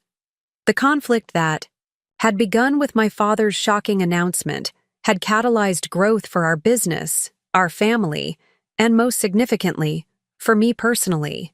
What had initially seemed like a devastating setback had ultimately created space for multiple forms of evolution that might never have occurred otherwise. Olivia was waiting in the boardroom when I arrived, reviewing presentation materials with the focused intensity she brought to significant initiatives. Her business attire, a tailored suit that projected authority while maintaining her distinctive style, contrasted with memories of the casual traveler who had returned to Seattle just 5 years earlier, unsure of her place in the family business. Perfect timing, she said, looking up with a smile. I was just making final adjustments to the financial projections based on the Singapore pilot data. I set down my bag and joined her at the conference table. How did the community engagement metrics look? Exceptional, she replied, turning her tablet to show me the results. Mom's implementation framework yielded 86% participation in the target communities, nearly double the industry standard for preventative screening programs. The results validated what we had discovered repeatedly over the past 5 years. Our mother's public health expertise, long overshadowed by family dynamics, represented a genuine competitive advantage in deploying healthcare technologies among diverse populations. Her understanding of community adoption factors had proven invaluable as we expanded globally, particularly in regions with historical skepticism toward Western medical approaches. These numbers will impress the board, I noted, reviewing the detailed breakdowns. But I think the patient outcome visualizations will be even more compelling. I pulled up the presentation section showing how early intervention based on our predictive algorithms had already prevented disease progression. In the pilot population, the data told a powerful story of healthcare transformation, not just incremental improvement, but fundamental change in how chronic conditions could be managed through preventative approaches. It's remarkable what we've built, Olivia said quietly, studying the visualizations. Not just successful companies, but genuine healthcare impact at scale. Her comment captured what had become our shared purpose beyond corporate metrics. While investor returns remained important, they had become a means rather than an end, the financial engine that powered our broader mission of healthcare transformation. As board members began arriving for the quarterly meeting, I observed how comfortable Olivia had become in these governance settings. The woman who had once asked me to explain basic AI concepts now discussed algorithmic bias mitigation strategies, with sophisticated understanding. She had evolved from reluctant successor to visionary leader, earning respect through demonstrated capability rather than inherited position. The board meeting proceeded efficiently through standard quarterly business, financial results, operational updates, strategic initiatives. Both Wilson Healthcare and Wilson Global had exceeded analyst expectations for the quarter, driving stock appreciation that positioned our companies among the top performers in the healthcare technology sector. When we reached the joint venture proposal, Catherine Lynn, who continued to serve as independent chair of Wilson Innovations, turned the floor over to us for the presentation. Wilson Preventative Health represents a natural evolution of our complementary capabilities, I began, outlining how predictive algorithms developed by Wilson Healthcare could be deployed through Wilson Global's implementation framework to revolutionize preventative care globally. Olivia followed with the business case and operational structure, a separate entity jointly owned by both public companies, combining specialized talent from each organization under unified leadership focused exclusively on preventative applications. The proposed governance model maintains our specialized focus while creating space for innovation at the intersection of our domains, she explained. Technical excellence and market responsiveness in perfect balance. The board's response was overwhelmingly positive, with questions focused on implementation timelines rather than conceptual viability. The successful track record of our dual leadership approach had earned credibility that made even unconventional proposals receive serious consideration. As the meeting concluded, Catherine Lynn offered her perspective. 5 years ago, many of us viewed the dual leadership structure as a necessary compromise created by family circumstances. Today, it's clear that model has become a signature strength. This joint venture represents its natural evolution, specialized excellence recombining to address challenges neither company could solve independently. Her framing captured precisely what Olivia and I had come to understand through our shared journey. What had begun as an awkward compromise had evolved into complementary specialization that ultimately created space for recombination in new and powerful ways. After the board formally approved the joint venture concept, authorizing detailed implementation planning to proceed, Olivia and I found ourselves alone in the boardroom. The moment felt significant, a milestone in our continuing evolution, from reluctant co-leaders to genuine partners in healthcare innovation. Dad called yesterday, Olivia mentioned as we gathered our materials. He wants to have dinner this weekend to discuss the Foundation's potential role in the preventative health initiative. Apparently, they've developed community engagement strategies in underserved areas that might complement Mom's framework. I nodded, still marveling at how thoroughly our father had reinvented himself in retirement. The man who had once defined success through control now found fulfillment in supporting others' visions, including initiatives led by the children he had once sought to mold in his image. Family dinner at their place? I asked, mentally checking my calendar. That's what he suggested. Sunday at 6. He specifically mentioned wanting to see Elizabeth. Apparently, she's the only topic that comes up in his golf games these days.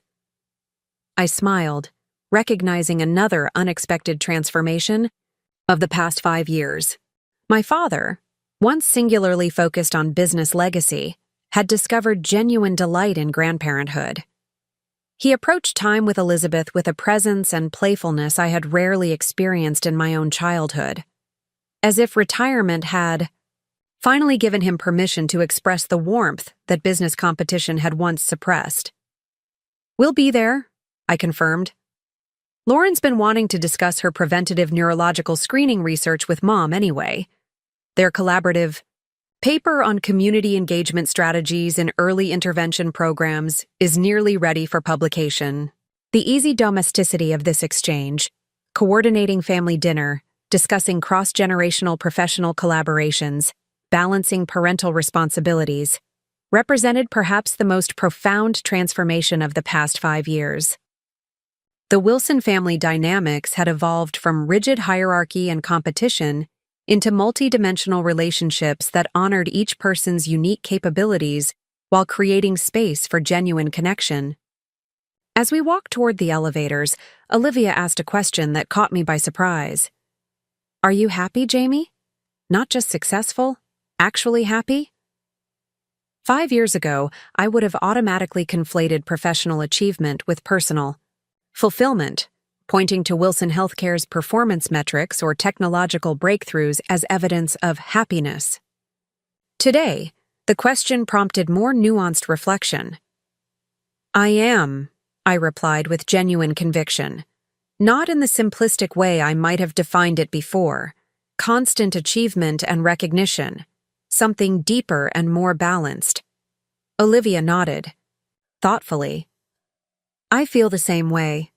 It's like we each found our authentic path rather than following prescribed roles. You were never meant to be the sole leader managing every aspect of a global corporation. I was never meant to be just a creative wanderer without meaningful impact. We each needed to find our own expression of the Wilson legacy." Her insight captured exactly what had unfolded over these 5 years.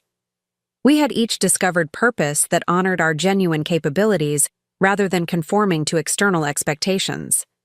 Whether those imposed by our father's traditional views or by our own limited self-perceptions. "And now we've come full circle with Wilson Preventative Health," I observed as we reached the lobby. "Specialized focus creating the foundation for meaningful recombination."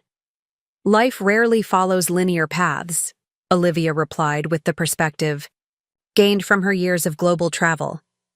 "It's more like a spiral, returning to similar points but at different levels of understanding." Her insight resonated as we parted ways. She to a video conference with our Southeast Asian team, I to a demonstration of our newest predictive algorithm. Our paths had indeed spiraled rather than diverged, creating a leadership model stronger than either of us could have built alone. That evening at home, as Lauren and I prepared dinner while Elizabeth explored the living room with determined curiosity, I found myself reflecting on the extraordinary journey that had transformed not just Wilson Innovations, but our entire family. The crisis that had begun with my father's shocking announcement had catalyzed growth in directions none of us could have predicted. "You're contemplative tonight," Lauren observed, sliding vegetables into the roasting pan. "Thinking about the joint venture?" "That and everything that led to it," I admitted. 5 years ago, I viewed my father's decision as the worst betrayal imaginable. Now I can almost see it as the disruption we needed. Painful, but ultimately productive. Lauren nodded thoughtfully. "Systems often require destabilization before they can reorganize into healthier patterns. Your father's poorly executed succession plan was the destabilizing event. Everything since has been reorganization." Her framing captured exactly what had unfolded. Wilson Innovations had reorganized from a traditional family business with concentrated leadership into a diversified enterprise that leveraged specialized expertise. Our family had reorganized from hierarchical relationships defined by control into collaborative connections built on mutual respect. And I had reorganized from a one-dimensional workaholic into a more balanced individual who found fulfillment beyond professional achievement. Elizabeth's delighted squeal drew our attention as she discovered a new capability, pulling herself to standing using the coffee table. Her face glowed with accomplishment as she surveyed the room from this new perspective, teetering slightly but determined to maintain her position. "Another milestone," Lauren said, smiling at our daughter's persistence. "She's definitely inherited the Wilson determination. Along with the Chen thoughtfulness," I added, noting how Elizabeth studied the situation before attempting her next move. The best of both approaches. The observation paralleled what had happened with Wilson Innovations under our dual leadership, combining the focused determination I brought to technical innovation with Olivia's thoughtful approach to relationship building and cultural adaptation. Neither approach alone would have achieved what the synthesis had created. Sunday evening found us gathered around my parents' dining table, a family dinner that would have seemed impossibly relaxed and genuine 5 years earlier. My father entertained Elizabeth with playful interactions, that revealed a warmth rarely displayed during my own childhood. My mother and Lauren discussed their collaborative research on community engagement strategies for neurological screening programs. Olivia shared animated stories from her recent trip to our São Paulo Innovation Hub, where local developers had adapted our preventative screening technology for Brazil's unique healthcare challenges. As I observed these interactions, I realized how thoroughly our family narrative had transformed. We had evolved from a traditional patriarchal structure with my father at the apex to a network of interconnected relationships that honored each person's unique contributions. The business hierarchy that had once defined our interactions had dissolved in favor of authentic connection based on mutual respect rather than position or authority. "I've been reviewing the preventative healthcare joint venture materials," my father said as we moved to coffee and dessert. "The foundation would like to contribute our community implementation framework as part of a strategic partnership. We've developed approaches in rural and underserved communities that might complement your existing deployment strategies." The offer reflected how completely he had embraced his post-corporate identity. Rather than attempting to control or direct the joint venture, he was offering resources that might support its success, participating as a collaborative partner rather than an authoritative figure. "That would be valuable," Olivia acknowledged, "particularly as we expand into regions with limited healthcare infrastructure. Your foundation's experience in those environments would accelerate our learning curve considerably." The practical, collegial nature of this exchange, so different from the hierarchical interactions that had characterized our family business discussions in the past, highlighted perhaps the most significant transformation of the past 5 years. We had evolved from prescribed roles in a family business narrative to authentic expressions of our individual capabilities, collaborating where those capabilities created synergy rather than competing for position or recognition. As the evening concluded and we prepared to leave, my father pulled me aside briefly. "I've been meaning to tell you something," he said, his expression uncharacteristically reflective. "Watching how you've balanced leadership with fatherhood this past year, it's given me perspective on my own choices." The admission caught me off guard. My father rarely acknowledged regrets or mistakes, preferring to focus on forward movement rather than retrospective analysis. "What perspective specifically?" I asked, curious about his thinking. "That I missed opportunities with you and Olivia by defining success too narrowly," he replied with surprising candor. "Seeing you create space for both professional achievement and genuine presence with Elizabeth, it's a better model than what I demonstrated." The acknowledgement, simple but profound, represented healing in our relationship that I hadn't realized I still needed. Not because his approval still defined my worth, but because it reflected genuine growth in a relationship that had once seemed permanently constrained by rigid patterns. "I'm still figuring it out day by day," I admitted. "But having multiple dimensions of fulfillment actually makes me more effective in each area, not less. Something I didn't understand when Wilson Innovations consumed my entire identity." He nodded thoughtfully. "A lesson that took me 70 years to learn. But perhaps that's the true family legacy, not just building successful businesses, but evolving toward more balanced approaches to leadership across generations." His framing offered a perspective I hadn't considered, that each Wilson generation might contribute not just to business growth, but to the evolution of leadership itself, with my father's driven but ultimately imbalanced approach giving way to the more sustainable model Olivia and I had developed, which might in turn evolve further as Elizabeth's generation eventually entered the picture. Driving home that night, with Elizabeth sleeping peacefully in her car seat and Lauren recounting highlights from her conversation with my mother, I felt a sense of completion that transcended professional achievement.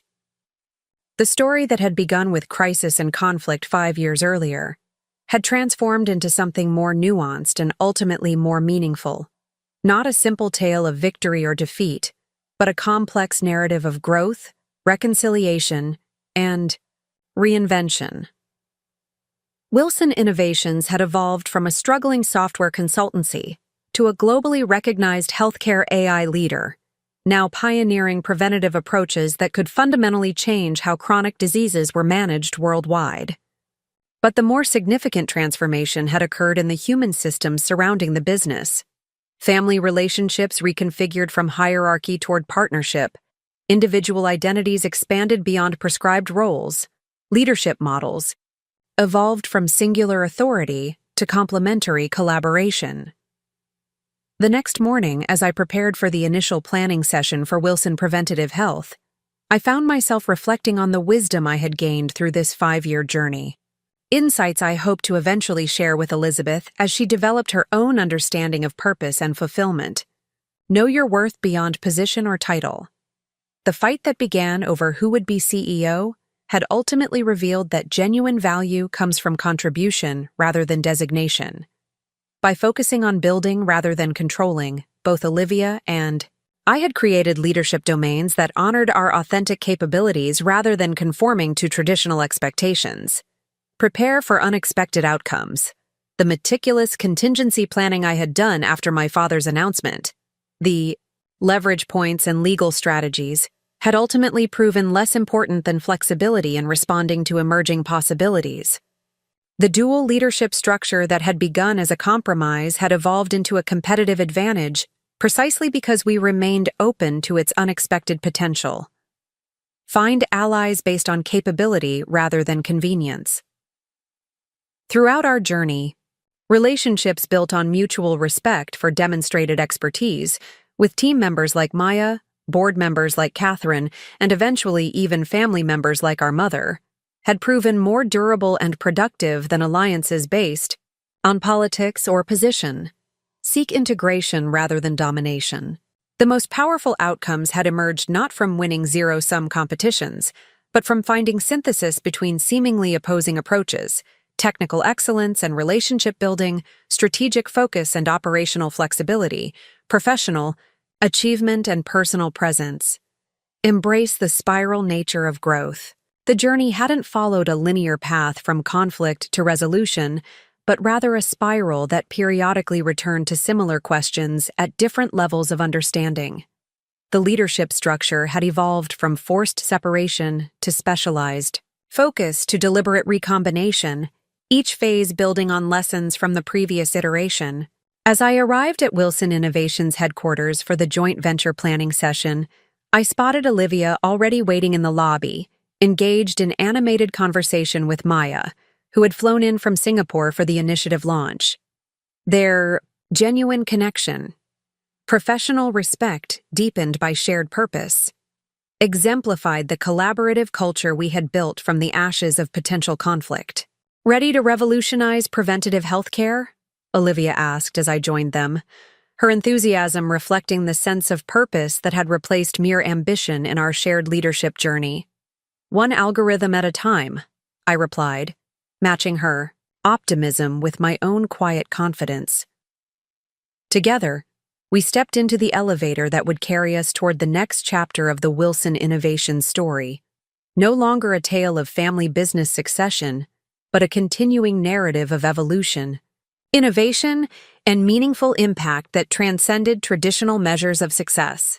The company I had once fought to protect from what seemed like catastrophic change had ultimately been strengthened by that very disruption. The sister I had initially viewed as an unqualified usurper had become an invaluable partner in building something neither of us could have created alone. And the identity I had once defined exclusively through professional achievement had expanded to embrace multiple dimensions of fulfillment, as business leader in a family transformed by crisis into genuine connection. Up next, you've got 2 more standout stories right on your screen. If this one hit the mark, you won't want to pass these up. Just click and check them out.